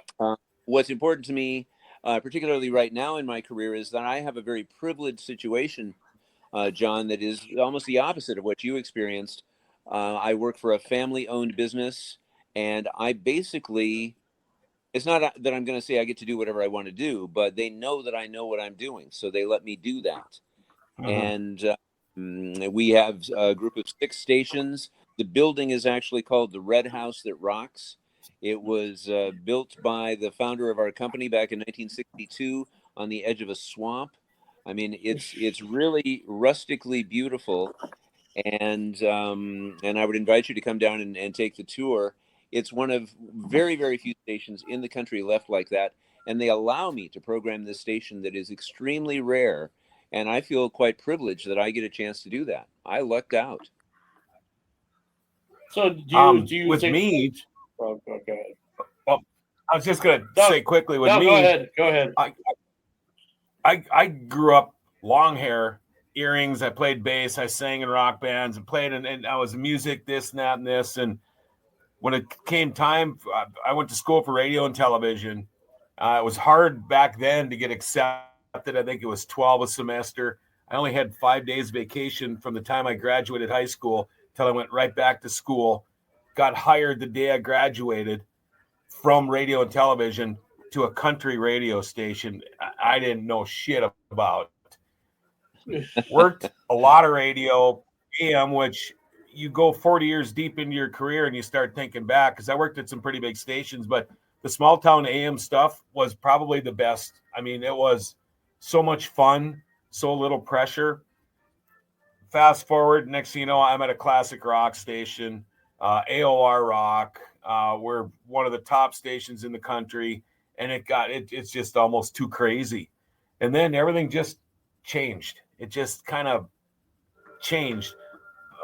Social media, podcasts, all that crap. But I mean, we all know that. But gosh, back then, people relied on radio. Where I lived, we'd take snowmobile to work during blizzards because somebody had to let the people know what the hell was going on. And now I can go on vacation for 3 weeks and you wouldn't know it 2 weeks into my shows I'm not even there. I'm halfway across the world, but it sounds like I'm sitting there. You know, Sure. It's just changed so much. Well, and for good and for bad, because in our young lives we were tethered to that microphone and those buttons, and now we have, through the technology, the freedom to disengage for a few days, and that's really nice. But I do miss that sensation of being there in the moment with the audience, to experience the music at the same time that the audiences experience it, and take a call, and even put on an announcement for a lost dog or something like that, where you might feel that you can really help someone. I missed talking about lost dogs on the air, because every once in a while you put it out there and somebody finds the dog. I used to that's radio days call gone by. live bingo. Yeah, I used to do live radio bingo, blackout bingo. Oh, really? I had the ball in my studio, and I would call numbers, and people would get their bingo cards at the local grocery store. We used to do obituaries. We did, the sale and for buy and sell and all of this stuff, the grain markets. And then the next thing you know, I'm in the studio with Ted Nugent, and how things change, Yeah, it's been quite the I ride, remember but it's talking changed. about pork bellies and slaughter lambs, whatever the hell that is. It sounds terrible, but mostly wheat and grains, and yep. And who can forget the school lunch menus, every day, oh, this is what we have for lunch and breakfast. Or, Who can't forget the beach church season? menus. Yeah. And what was that last part? Mama T, what was Church that menus, last part? and then you got what else was it? The price of pork or something. What the heck was all that? That's probably the stocks, probably. The farm reports. Or when the beets were ripe. Up around here, yeah. When you were sugar content. Birthday, you got the pronunciation wrong, you're going to hear from their family. That became very important, and it's a good lesson to learn. You find out how to say someone's name, whether it's a birthday or an obituary. You learn how to say the name before you put it on the air. See, it's a good lesson in life. I'm a sports announcer. I announce hockey on the radio, and I'm a racetrack announcer. I work at various racetracks. That's the first thing I do is I meet the coaches of each team before a game, and I go through the roster and I spell their names phonetically. Because up here we got Polacks and Germans and Ruskies and French Canadians and a lot of Scandinavians and Munganesians and all of these different people. And just to get their names right, nobody wants, when you hear your kid's name or your grandkid's name on the radio or your favorite race car driver, nobody wants to hear you butcher it. So that's big, and I get that. It's important on a very human level. And I remember hearing remember Joe Garagiola of our generation, and he was a star athlete, and then he became a big time sports announcer, and then he started hosting a game show toward the end of his career. And he was being interviewed one time, and they said, "How do you feel about doing game shows now?" As if that were a step down. Now, I don't do a game show, but he said, the woman that's on my show, she has probably the two biggest days of her life are the day she got married, and then the days that her children were born. And then the next is being on my show. And I want that to be good for her.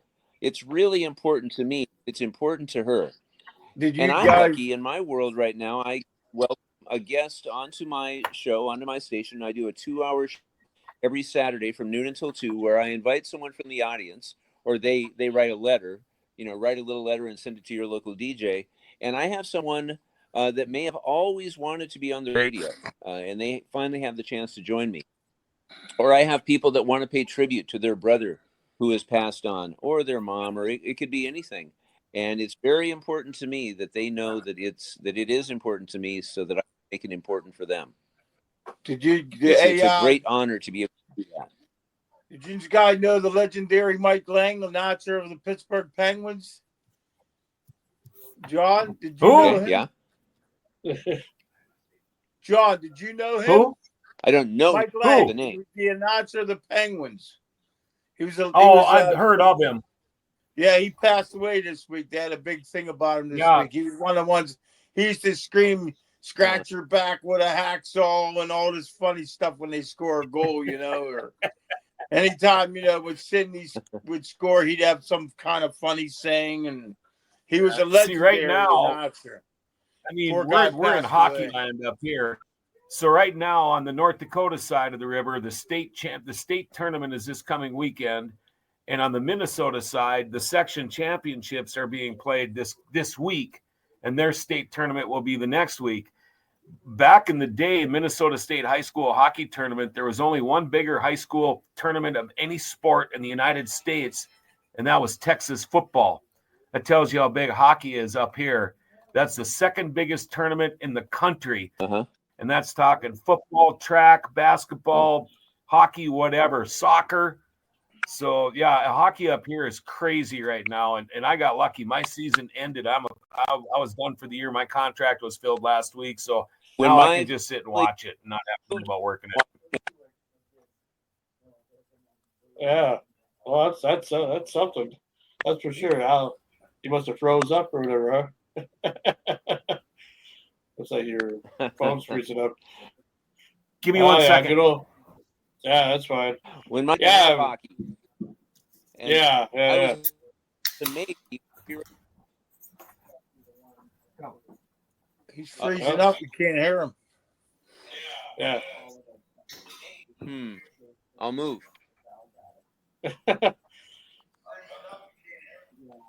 Yeah, well, that Mike Lang, he was a big blues guy. He said he helped blues so much that it was ridiculous. So, I mean, like for Pittsburgh, the blues, he supported it so much, not only with his time and his money, he opened up a blues restaurant just to keep it going here. Oh, wow. Well, yeah, Mike cool, Lang, he was really into the blues. Oh, that's awesome. That's awesome to know. Yeah, he's real big with the blues, and I guarantee you, he's heard of Little Bobby, and I wish he was alive to ask him, because he used to come up Mount Washington every Thursday to see a blues guy up here called Willie Trials. He's a good blues singer. He sings at my cousin's bar every Thursday. But Mike Lang was just a gentleman. He'd say some of the weirdest things when someone scored a goal. Was ridiculous. But I'm sorry. Keep on going, my friend. I didn't mean to interrupt. That's all right. Al was just how he had to readjust his camera settings. Well, good old Wi-Fi, huh? That happens. He probably froze up again. Is he froze again? Yeah, I think he's just smiling at us. He's just so happy. The temperature's way too warm for anybody to be freezing right now. Yeah, you're still. I mean, we hear you, but you're freezing up a lot. But I think it's either your phone or your Wi-Fi. I would probably say. I wonder if I turned my camera off, if it would the sound come through. You're all right now. You can try. I mean, it's up to you. I mean, it don't matter. I mean, yeah. Does that work better for you? Like we can do a 1, 2, 3. 3. The audio coming through better? Yes. Yeah, we can hear you. Well, I'm just trying to know if you can hear me. Yes, we can hear you. Now I don't know what to do. At least you can hear me. How about this? I want to ask Mad Dog why he's called Mad call the dogs. Yeah. Mad Dog, Al has a question for you. Yes. Go ahead, Al. Why are you Mad Dog? To me, there's two Mad Dogs. There's Mad Dog John, the wrestler, and then there's Mad Dog 2020, which you shouldn't drink. Well, I'm Mad Dog the wrestler. Believe me, I see all these videos of these kids. I'd like to drink. I leave you with a headache, and I'll leave you cross-eyed after you mess with me for a little bit. Yeah, I see all these videos on Facebook of these kids like in their 20s trying this Mad Dog 2020, and I'm like, oh, you poor things. That's a bad idea. Don't do that. And they're like, oh, it tastes so good. Oh, it doesn't taste good coming back up, though. Yeah, so does Wild Irish Rose. Yeah, try drinking Wild Irish Rose one night. I'm glad I don't drink at all, man. Good morals I have. No, it's just I don't want to drink. I just do People have asked me. They keep asking me, even at the bar, even when we're at the casino. Everyone's like, "You want a drink?" Well, they don't even allow us to drink anyway. Even if I wanted to, I couldn't. Because it's all about the image of the casino, and they don't want their employees all getting all drunk and doing something stupid. You're not allowed even. So you're not allowed to work. Yeah, even if I was off the clock, nothing. No. Really? I don't know. That's crazy. Yeah. Well, not like that's The the thing problem is, for though, you. having a drink or two is not meaning you're getting drunk and stupid. That's the difference. There's a big difference. Every time we talk about this, you think if you're drinking, you're just getting shit-faced. But that's not the case. You can have, some people can have 4 or 5 beers and they're no different than they were if they didn't have any. Yeah. So there is a difference. Some people can't When you have get one and sloppy act drunk, normal. that's They a gotta little have different. 45 of them. Yeah. Well, everybody's different. Yeah, they are. I think we lost our friend altogether here. Well, he'll have to start his phone, but our next guest will be coming on here a little bit anyway. But I hope you guys, for what it's worth anyway, I hope you guys enjoyed Al and the time that he spent with us, even if he does come back. Because, again, like I said, I'm glad that you guys got to get to know him a little bit, because if he was here in our area, he'd be a cool guy to hang out with, because he's full of knowledge. You can learn so much from a guy like that. I love people like that. Who are He's a really cool guy. I like talking to him. He seems like we would be friends in real life, Oh, yeah, he seems like a nice guy. I'll see if I just hope here he comes. He's coming back on, I think. See if you can get him again here. Everybody clap. I think I can hear you. Hear me? We can hear you and we can see you, but here and there. No, we can hear you. Again. I can hear you, and I'm sure everybody else can hear you. A steel building in South America. Schedule with me again, and I'll make sure this time I'll just do it from work, and then I'll have Wi-Fi. I thought that I'd be more comfortable here. I came home, but I don't have Wi-Fi here at home. So you schedule me again. I'll come back. I still got more things I want to talk to your guests about, or to your teammates. That's fine. Okay. Yeah, that'd be cool. Yes, absolutely. We can do that. Okay, yeah, absolutely. I'll be back, and I'll see you all soon. Can we run it? Frankie, can you put his channel? Can you put his radio station, his radio show up, so people can click on it?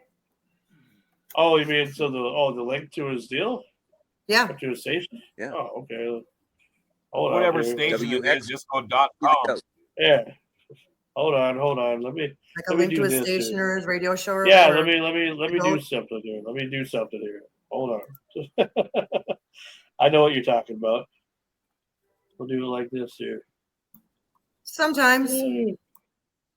Well, sometimes I know what you're talking about. So other days it's just like, But yeah, I'll definitely. And it's the end of the show, and nobody can understand what I'm talking about. I think I'm going to lose you guys. My phone's That's your special. This must be something about our connection. My phone. Yeah. Let's see. Okay, here we go. Right here. And we'll put that in the comments, and we'll show it here.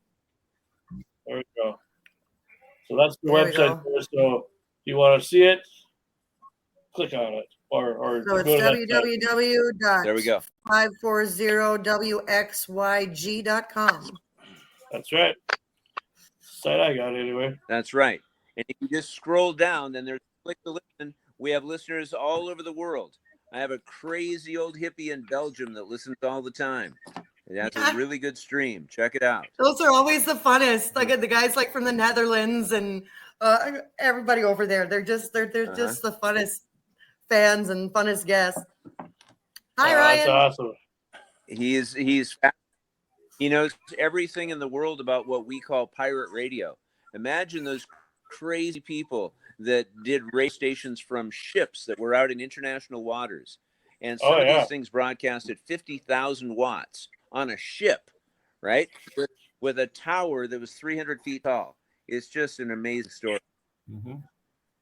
I watched that movie called Pirate Radio. Oh, it's Philip Seymour Hoffman.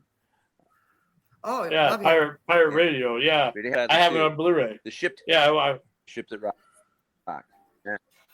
I worked at an AM radio station way back in the early 80s, and I had actually got a letter sent to us from somebody in Iceland that had run a string of wire up a weather balloon and actually got our signal in Thief River Falls, Minnesota, and sent me a cassette tape of a recording of me from there. It was crazy. From where? Wow. Cut out for a second. Holy crap. Iceland. It was a weather station. Yeah. No, Mama T, it That's wasn't cool. from Holy Crap. It was from Netherlands. All right. I'm just saying. Okay, I'm going to say. We'll definitely get back. Talk to you soon. When we have All a better right. Sounds connection, good, man. okay? Sounds good. Talk We'll see radio you. on. Nice talking to you, man.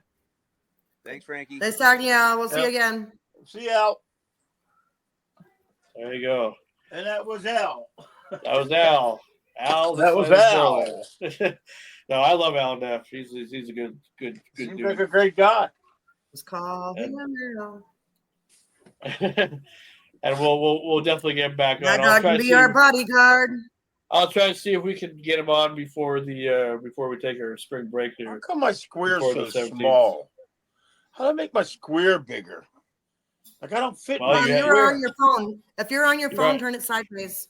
Oh, Yeah. that would work, would it? Hey, I'm bigger. Oh, well, you've always been big there, but yeah, we'll give you a big hug now. Coming from the 40-year-old virgin. Now, how am I going to bring my dog 41, down? by the way, and not a virgin. Just so you know. All right, our second guest is on now, and we get him on here, Mr. Eric Edwards. Wait, Mad Dog, sit down. Hi, Eric. Playing Hit around. your mute button there. Was that just a dick pic? No, that's Gotta hit your that's mute just, button. oh. You on mute there, Eric. There you we go. Hi, Eric. Hi, how are you? Hi. Good. Welcome to Renegade Radio there, Eric. We appreciate having you on. Glad that we could schedule an interview with you, because it's been a while since you and I have chatted. Because we did a phone interview a long time ago. I think back in my South Dakota days, probably about 10 years ago or so. Oh wow, that was a long time ago. Yeah, and you pretty much you took over the interview because you had a lot to tell me at the time. You had a lot going on. I can't ear mug you. You know, I can't do that. So that's all right. That's all right. Well, with us we have John Roberts, we have Mad Dog, and we have Mama T. We do have more than just this crew here, but a lot of everybody was kind of busy or sick or whatever. So this is who we got, and then I'm the Frankie. I'm the host and whatnot.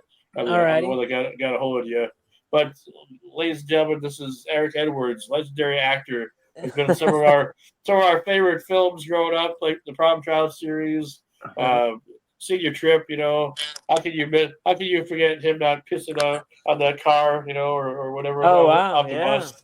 Yeah. You remember more of that movie than I do, Okay, so just so I know who I'm talking to, John, what do you do? What's your thing? What's your deal? I've been in the media business for over 4 decades. Right now, I have a video podcast company. I do high school hockey on the radio, and I'm a racetrack announcer and do a bunch of stuff. I fish. I catfish for money. I fish for you tournaments. catfish. Now, does that mean? Hold on. When you catfish for money, that means you pretend you're someone else. No, we do. To get their cash. No, like we a prince, do or not noodle them. Yes. Yeah. The catfish up here, the channel cats, people do that too. It's a different type of catfish. The catfish up here, that species, they'd rip your arm halfway off. And plus, we have snapping turtles up here that are big.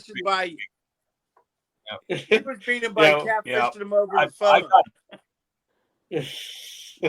Like you pretend I got you're a bit prince. by a catfish once in the thumb, and I thought he bit my thumb off. Oh, nice. So, but yeah, And that's what I do. Now I have a video podcast company. Getting ready. We're about a month and a half away from 2 months away from race season to start the busy season for me. And I just got done with my hockey season for the year. Mm-hmm. And that's about it. Getting ready to turn Cool. 60 on Thursday. We're having a big bash up here at the bar, and here we go. And I'm a fan of yours, by the way, too. Oh, thanks. What's the language requirement, just so I know what I can and cannot say? Oh, you can swear. Well, getting old is not for You pussies. can fucking say anything you want to say. Getting old is not for pussies. I'm with you, John. We're not regulated by the FCC. Yeah. Excellent. I know. Okay, I'm not Mad looking Dog? forward to it. You look good. Mad Dog, why Mad Dog? I'm Mad Dog. I was a professional wrestler for 20-some years here in Pittsburgh, PA. Nice. My job, I was in the burial business, but on the weekends I was a professional wrestler. I loved it. I was just got inducted into the Pro Wrestling Hall of Fame up here for Pennsylvania State Wrestling. Oh shit! And, So you wrestled for Penn State? That's impressive. No, with the whole state of Pennsylvania. Oh, I'm here with State, Bruno Sammartino and the likes of George the Animal Steel and all the guys that wrestled in the olden days. And that's just something I enjoyed doing when I was younger, getting in there and banging heads with the big guys, you know. Outstanding. Now, Mama T, what's your deal?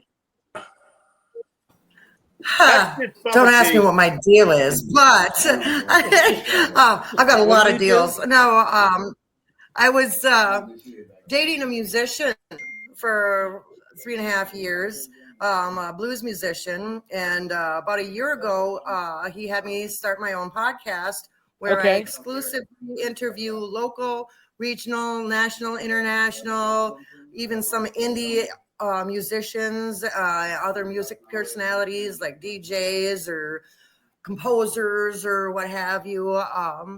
And the musician that I was dating passed away at the end of July, and I decided to carry on my show to carry on his legacy, I guess. Well, that's pretty sweet. That's awesome. That's awesome. Thank you. You know, all right. Now I'm ready for questions. All right, let's go. Whatever you want to talk about. I just want to know. You didn't ask about me, you know. Jeez. we've talked, Frankie. Yeah, I know. It's all good. I don't have that big of an ego, you know. Frankie, we don't got enough time. Look at Frankie making it all about him, like a kid thing. Goddamn. I got a question for you, Eric. Yes, sir. Did you get into acting on purpose or by accident? Accidentally on purpose is what I did. Like, in other words, I always it happens. Well, yeah, no, I know exactly that. I know a lot of people that have stumbled into it. No, I wanted to as a kid. You know, it's one of those things that you saw, or do comedy, something like that. You know, just because of the reaction I would see by if there was a comic on the Tonight Show. Back when Carson was the host years ago, it would be one of the few times I'd see my father like really laugh, and then also in movies. So I was like, okay, that's interesting. Then because I had a pretty crappy childhood, the arts, and I need the approval of strangers on a daily basis. I said, hey, why don't we do this acting thing? And I kind of got into it in college. I toyed with it in college. I did a little speech and debate in high school. So I was around a lot of actors from that, and my best friend from high school wanted to be an actor. That was like kind of his big thing. And then so I was hanging around him and helping him with his stuff, and like a lot of his acting stuff. So then when I moved to Arizona, I was like, obviously, school's not my bag, although I did graduate. But I did make it through. But I was like, yeah, I don't have the discipline to be a lawyer, you know what I'm saying, to get into law. So my friends in the film department started, put me in their short films and stuff. And I went, I kind of want to do this. And then I stumbled into it, And then the deal that made me go, I got to do this, is I was working as a production assistant on a show called Young Writers. It was about the Pony Express. Josh Brolin, Melissa. Melissa Leo was in it. Steve Baldwin, and I was the production assistant to Gopher. and I was having a good time. And they asked me to do a personal favor for this actor called Fisher Stevens. I don't know if you're familiar with his work. Oh, yeah. George Okay. Circuit, Flamingo Kid. And the favor was to give his girlfriend at the time, who was visiting him, a ride to the airport. That girlfriend was Michelle Pfeiffer. Wow. And I went, hey, Fisher Stevens is not, he's not Mel Gibson. You know what I'm saying?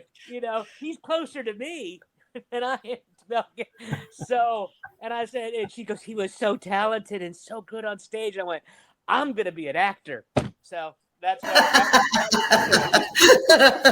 was the deciding. I'm going to be a stand-up and an actor. You know what I'm saying? I'm going to do that, and that's how I got it. I mean, literally, that was the solidifying moment when I went, this is what I want to do. This, I started doing stand-up at that time, but I go, I got to do this. I have to do this because that's the only way I'm going to get a hot chick. Great story. And that's how it works. Well, did you? Absolutely. Oh, absolutely. My wife is way out of my league. I remember our first date. I met her. We met online. Because girls weren't just magically popping into my apartment. And our first date, who she totally made out with me. When she got home to her apartment, on her DVR was my episode of Criminal Minds has just aired. So she was like, "Oh, this is actually someone who really is an actor." So, Wow. And if I was to go through the list of, I had a good run in the 90s. I could have had a better run if I had more self-esteem, but I did okay. I did okay. Being fun. You girls will date down, and God bless you for it because it gives me a shot. It makes you look cool when you're with someone like me. You know what I'm saying? They go, she must have personality. Oh. I hear you, brother. He's got a really hot wife too. Oh, who? Mad Dog? Yep. Absolutely. And John Roberts, and both of them are actually. There's a couple of co-hosts that are missing tonight. Part of the team. Eric Adams. He said hi. Yeah. He's got a hot wife. See, Mad Dog's brothers, Screaming Sam's got a hot wife. No, I can't say I've got a hot wife because I'm not but you married. had a musician, so there you go. Honey, they're calling you a hot wife. I was going to say, I got a pretty cute boyfriend right now, but if I could have played guitar and sang, I would have done that, but I couldn't do that. You know what I'm saying? Because they get everything. I would have been all I had to do is beat people up every night. That's the same thing. But isn't wrestling acting to a degree? I mean, I know they're all. Come on now. I wasn't that good of an actor. But they beat each other up. They just know who's going to win. Yeah, I know, but it's still skillful. I mean, well, it's interesting because. I do actually have a good question for you. Yes, ma'am. So, all of the movies you've done, which performance were you the most proud of? Which one was the hardest for you that you think you pulled off the best? Well, some of that stuff is like movies that you'll never see, that just never got released. There was a movie called Aaron Gillespie Will Make You a Star, or I think it might be called Superstar or Starstruck. I don't know what it ended up being called, if it ever got a release. I did some of my absolute best work. I mean, there was like one thing where I look back going, there was only one scene I could have did differently, where I went, that would have made it like, but it was great. I mean, like I was, funny and very, had a lot of depth. People liked me and stuff. It's based on a play we did. I mean, I guess all of them are really good. Like looking back, this is going to sound strange. I didn't appreciate what I was doing as much as I should have because I listened to too many people. But like I look back and I did some pretty fun stuff in Problem Child too. Like I look back on, wow, I was really good before I learned how to act. I was really, when I was just kind of just doing, like going on instinct and bullshit. And then, senior trip, I stole every possible scene I was in. I mean, I had to work with. I don't think I spoke until like pull my finger or some shit like that. Like throughout the entire thing, but I was very present. And I remember this is an interesting thing because Jeremy Renner had zero ego. Like that dude, I could tell from that movie how he was going to be amazing. Like, I love him. He's great. He's insane. He's such a hard worker and is so talented and such a good person.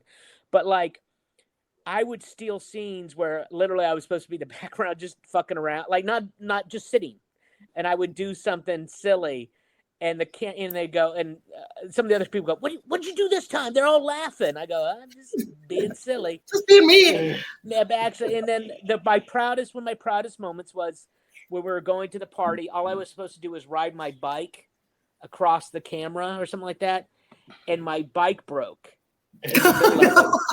And I throw it down, and then I see Kevin McDonald charging me. So I pick up the bike, and I just kept on going. Oh no! And, what happened? And the director was going to go cut, but the DP just hit him and went, no, just let's see where this goes. And I was like, that's one of those to go, fuck that. I was really keep rolling. And it was great because like I did like a lot of crazy shit in that movie. And here's what's so sad is I worked for Nielsen for a brief time. The guys that did they do like the ratings, but they also do all like the film, they would do all the previews for the film to get notes from the audience and stuff.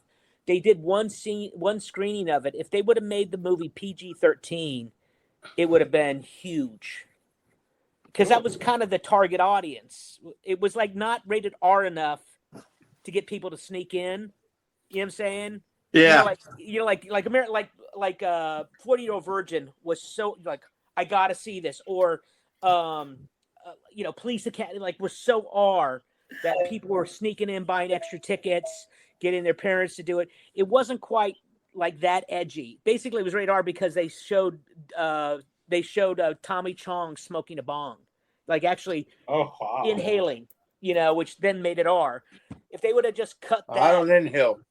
I did. I was never high in a scene. Not in that film. I was never high ever during seeing that. But there's another movie where I could point where a bunch of us were in the background were baked. But that was probably like where I went. I did some really cool things. Then, where I did really good work. With given very little. I was just kind of there. So. And it was a lot of fun. It was cool. And I was young and I was hanging out with a bunch of, like Jeremy and I were really close. Danny Smith was, great. Tara Strong. It was all this like really cool young actors. And Valerie Mahaffey was just the fucking shit. She was so cool. Her husband at the time, I don't know if they're still married or not. We were just having a blast. You know what I'm saying? Like we were, it was one of those good experiences. That was the best thing, being on location for so long was just, that's like the best memory. But as far as like actual quality of work, all of them, I think I kind of did my best. There's some movies I would never tell you I'm in that were so bad. And I'm like, I don't know. And yeah, but you still worked. You know what I mean? Oh, no, that's not the problem. I never declined it. Look, dude, I'm a hired gun. You know what I'm saying? I'll do what I'm going to do, but a lot of the stuff I'm really, really proud of, or stuff you'll never see. There was this great pilot that I did called The Five, which was basically a version. It was before Brooklyn Nine-Nine, whatever that, it was very similar. Like it was an LA version that we made like 4 years before it. And I just luckily, because we had a great cast, did some things that were like where you go, fuck, I'm really in this. Like it was, where I was just really getting to act. Because it's really hard to do it on film.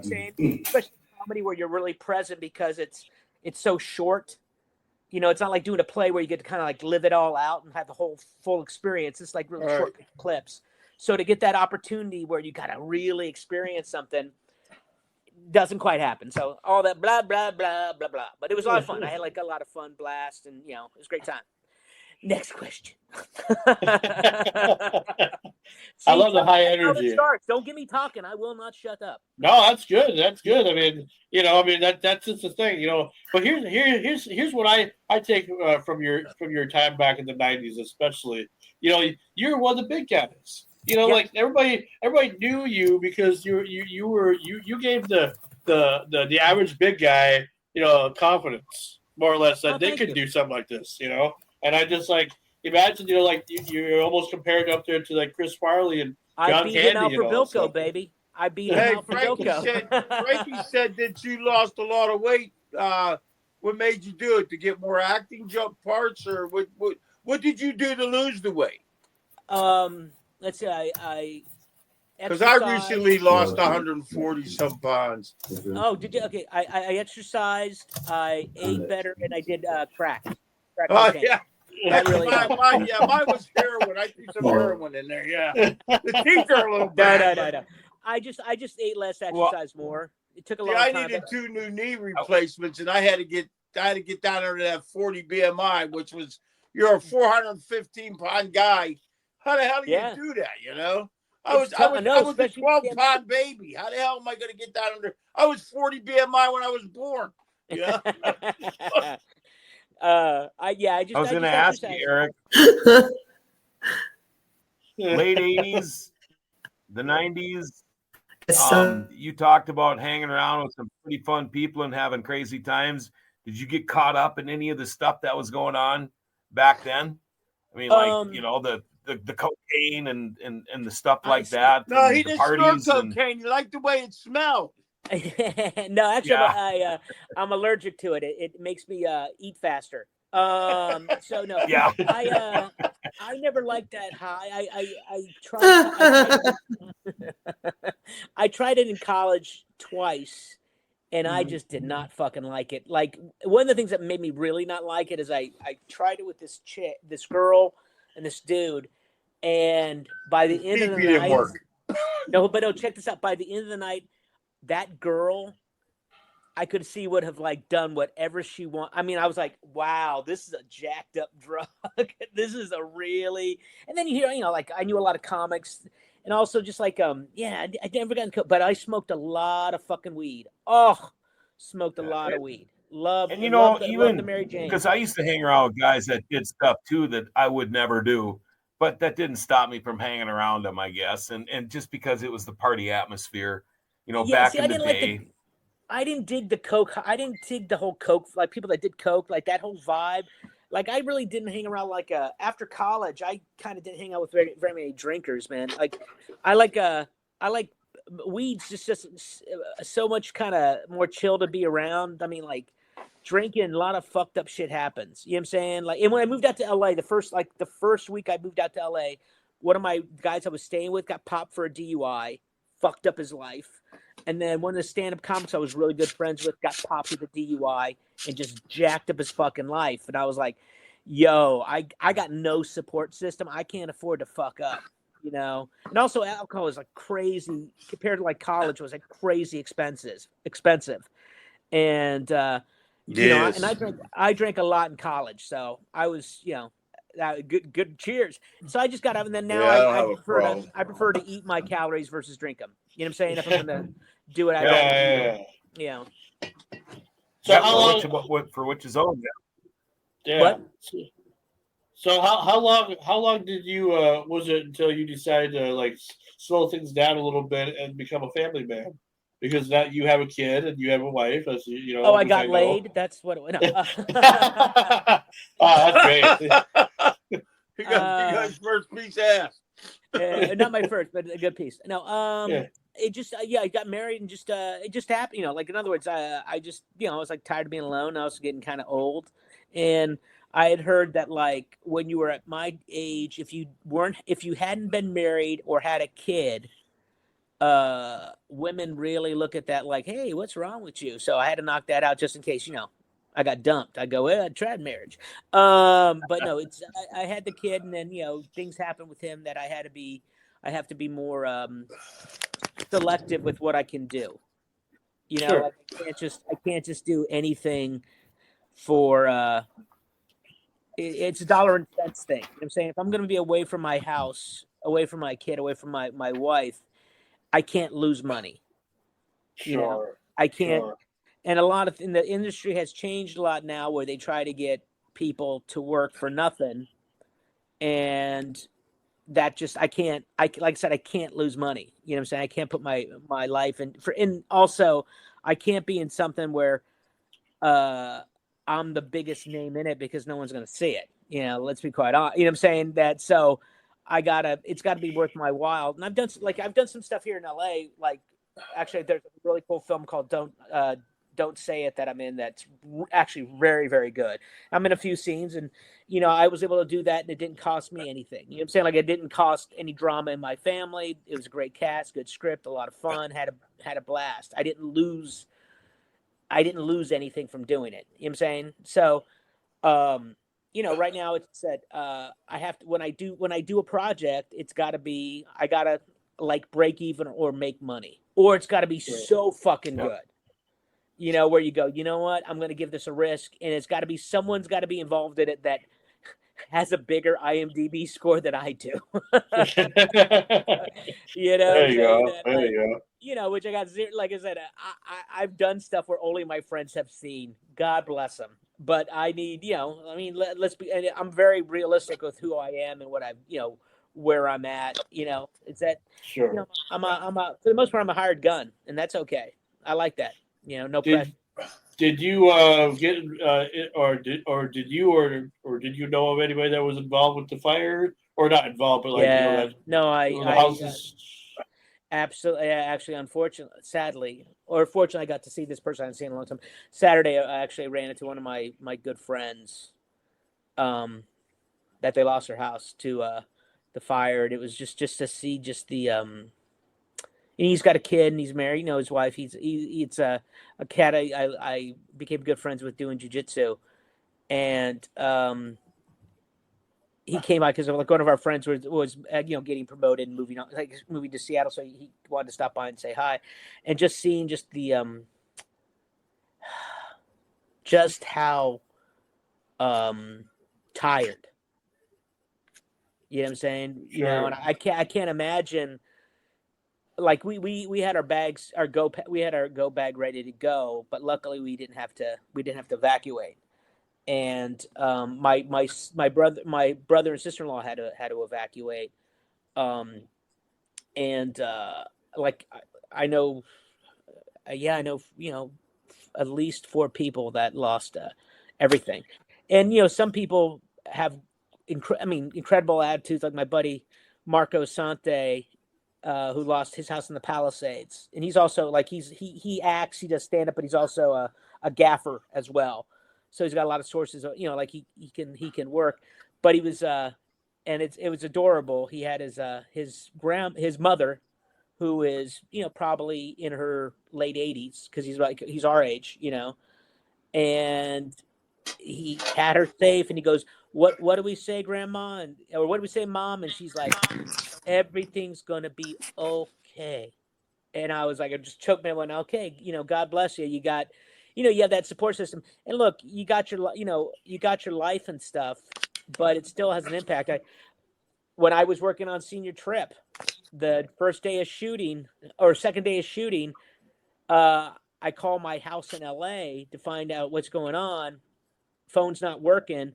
I call my buddy who's working, you know, I call his job and I go, hey, can I speak to Kurt? Oh, he took a personal day. I go, why? His apartment burned down. I went, wait a second, that's my apartment. You know, so, but I was in LA. I mean, I was in Canada, so I had like a nice hotel, but I didn't have that much shit and I didn't own it. You know what I'm saying?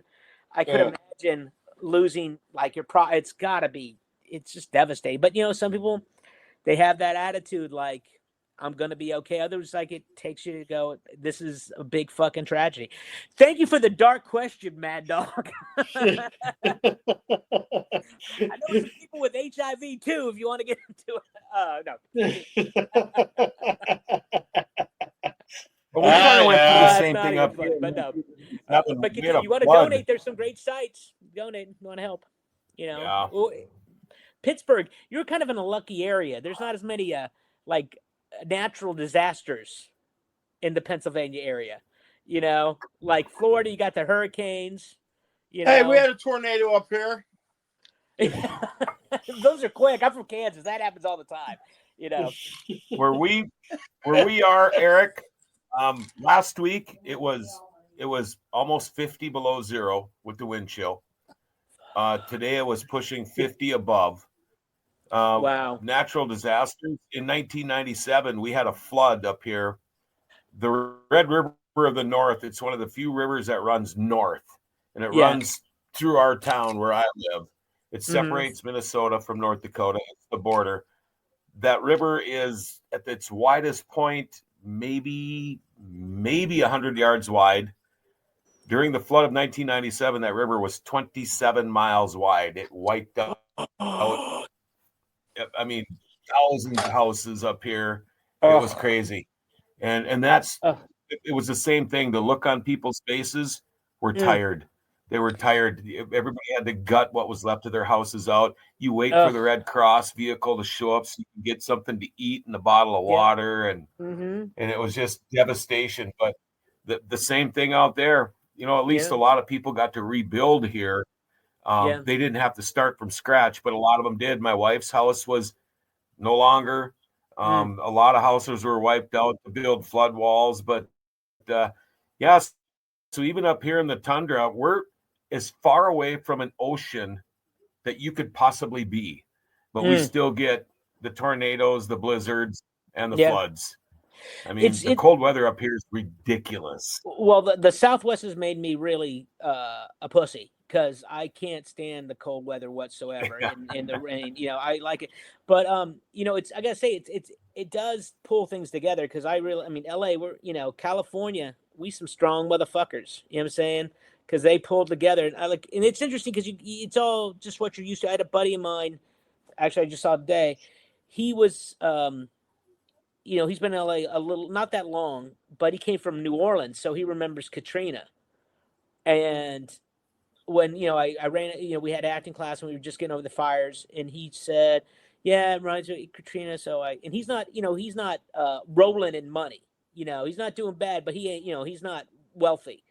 And he said, I got some stuff together and I made a donation, and I was like, fuck, I need to do better. You know what I'm saying? And so I after hearing that, I went and got ran through, got a bunch of stuff together.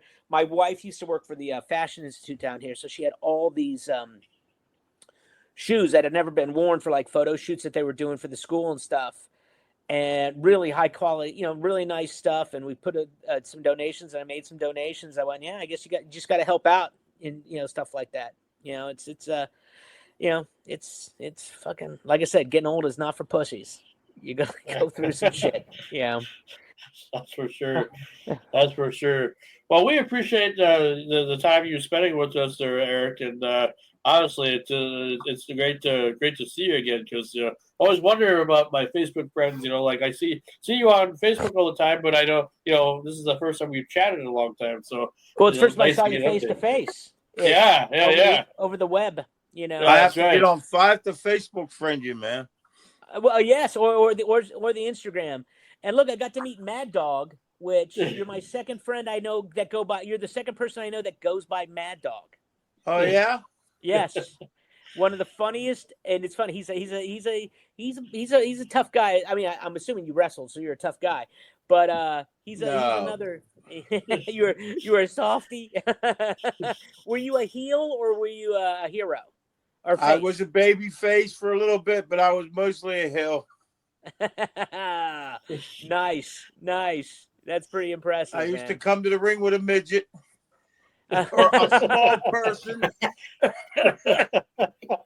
All I know is a little fucker, and I'd throw him in the ring, and he'd create havoc with the referee.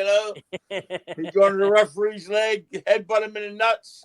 When the referee fell on, I'd choke the good guy with my dog chain, and I'd lay on him, and he'd wake the referee up, and the referee would count to 3, and everybody would boo me and spit on me or whatever. I miss it, man. I'm 64 and I miss every minute of it. I could imagine, man.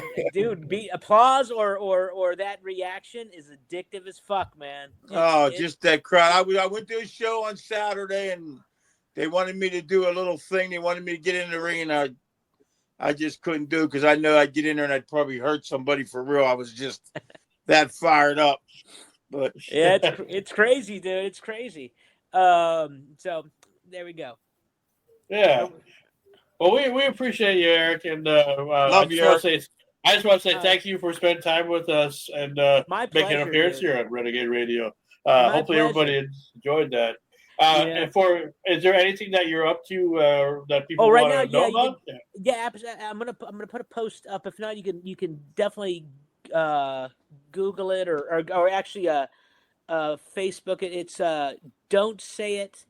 It's Don't Say It the movie, and it's on Prime. I think it's on a lot of the formats. Prime, Apple TV. Is that the movie that Stewart's doing? Don't Say It movie. Stewart. I forget his name now. He was from the Teen Wolf 2 and everything. The series with Dean. He was in the series with Dean Cameron, right? Yeah. Yes, Stuart, that's the movie. Stuart Franklin or Stuart Frank. Fraction or whatever. Yeah. He is so good in that movie, and it's he's awesome, dude. It's one of those like little check because I've worked with Dean Cameron, who's one of the nicest human beings I've ever met in my entire fucking life, and they're really close. And I got a little got that those two actors together. I got to work with their buddy. It's like when I got to I worked with John Ritter and I worked with Mr. Roper, Norman Feld. Is that it? I think so. So I got two of the of the Three's Company. I needed one more, to get the hat trick. There you go. So I like to knock it out. But it's the thing that Stewart's in. It's called Don't Say It. Don't Say It. It's a really cool romantic comedy. Got a lot of heart. I'm very, like I said, I'm in 2 or 3 scenes, but it's the acting in it from everybody is so good. The story's tight, and that's something I'm really proud of. What I got to be a part of. I was absolutely. It turned out so good. Much better than even I thought it was going to turn out. Like as far as you do a read and you go, okay, let's see where this goes, because they didn't have the money to risk mistakes. Money solves a lot of problems because there's a lot of money problems. Buys you time. Absolutely. Buys you a lot of time. And I got to say some, Rich, the guy that one of the writers, Rich and PJ, produced the fucking shit out of this movie. They did a great job. Like I said, I'm incredibly proud of it. Look it up. Don't Say It. It's on Apple TV. It's a nice romantic comedy. It's really good. All right. Well, we'll definitely have to take a look. Cause now I'm more intrigued now since now there's 2 people that I know that's in that movie. and there's a PJ. Who is it? There's a cat in it who plays the lead's older brother. Who? Dude, why don't you tell me you were doing? Oh, that Rich just texted me. Dude, why you telling me? That's who it is. Rich Grasso. Yeah. So Rich is so good at it. But here's what's crazy: the guy that plays his older brother is just fucking flawless. He's so good. Like when as an actor, when you see people and they pull it off on film, you're like, yo, my hat is wow. That's how it's fucking done. I mean, so good. And I think the kid that's young was in maybe Cat in the Hat. I could look it up real quick. We could go to. Everybody's so good in this movie. Everybody's so fucking good. And it's like I said, like looking back, it's one of the things I'm incredibly proud of, because we didn't have any glitz, any glamour. We just went and just did it. And also when you see your friends write something from scratch and they make something, you're like, that's fucking you did it, motherfucker. When people talk about it, you did it. Oh, yeah. And he did a great job. I'm more proud of Rich making it happen. That motherfucker always gets shit done. This dude, Rich Grasso, always. I mean, he made a boot like a pilot on his own back in like 1990 before anybody was doing that shit. He make stuff happen. Then he made this film. It's really good. You should check it out. It's really cool. It's a really cool film. Oh, absolutely. I'm gonna have to do that. Definitely gonna have to do that.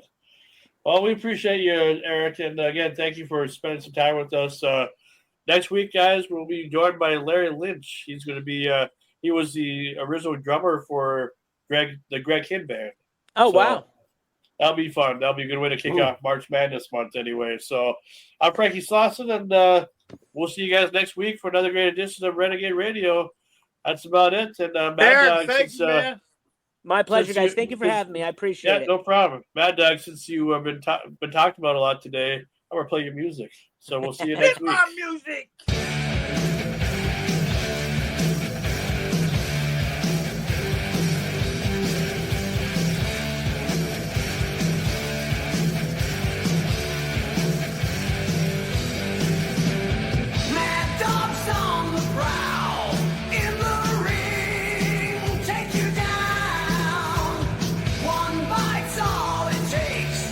He's the king of the town.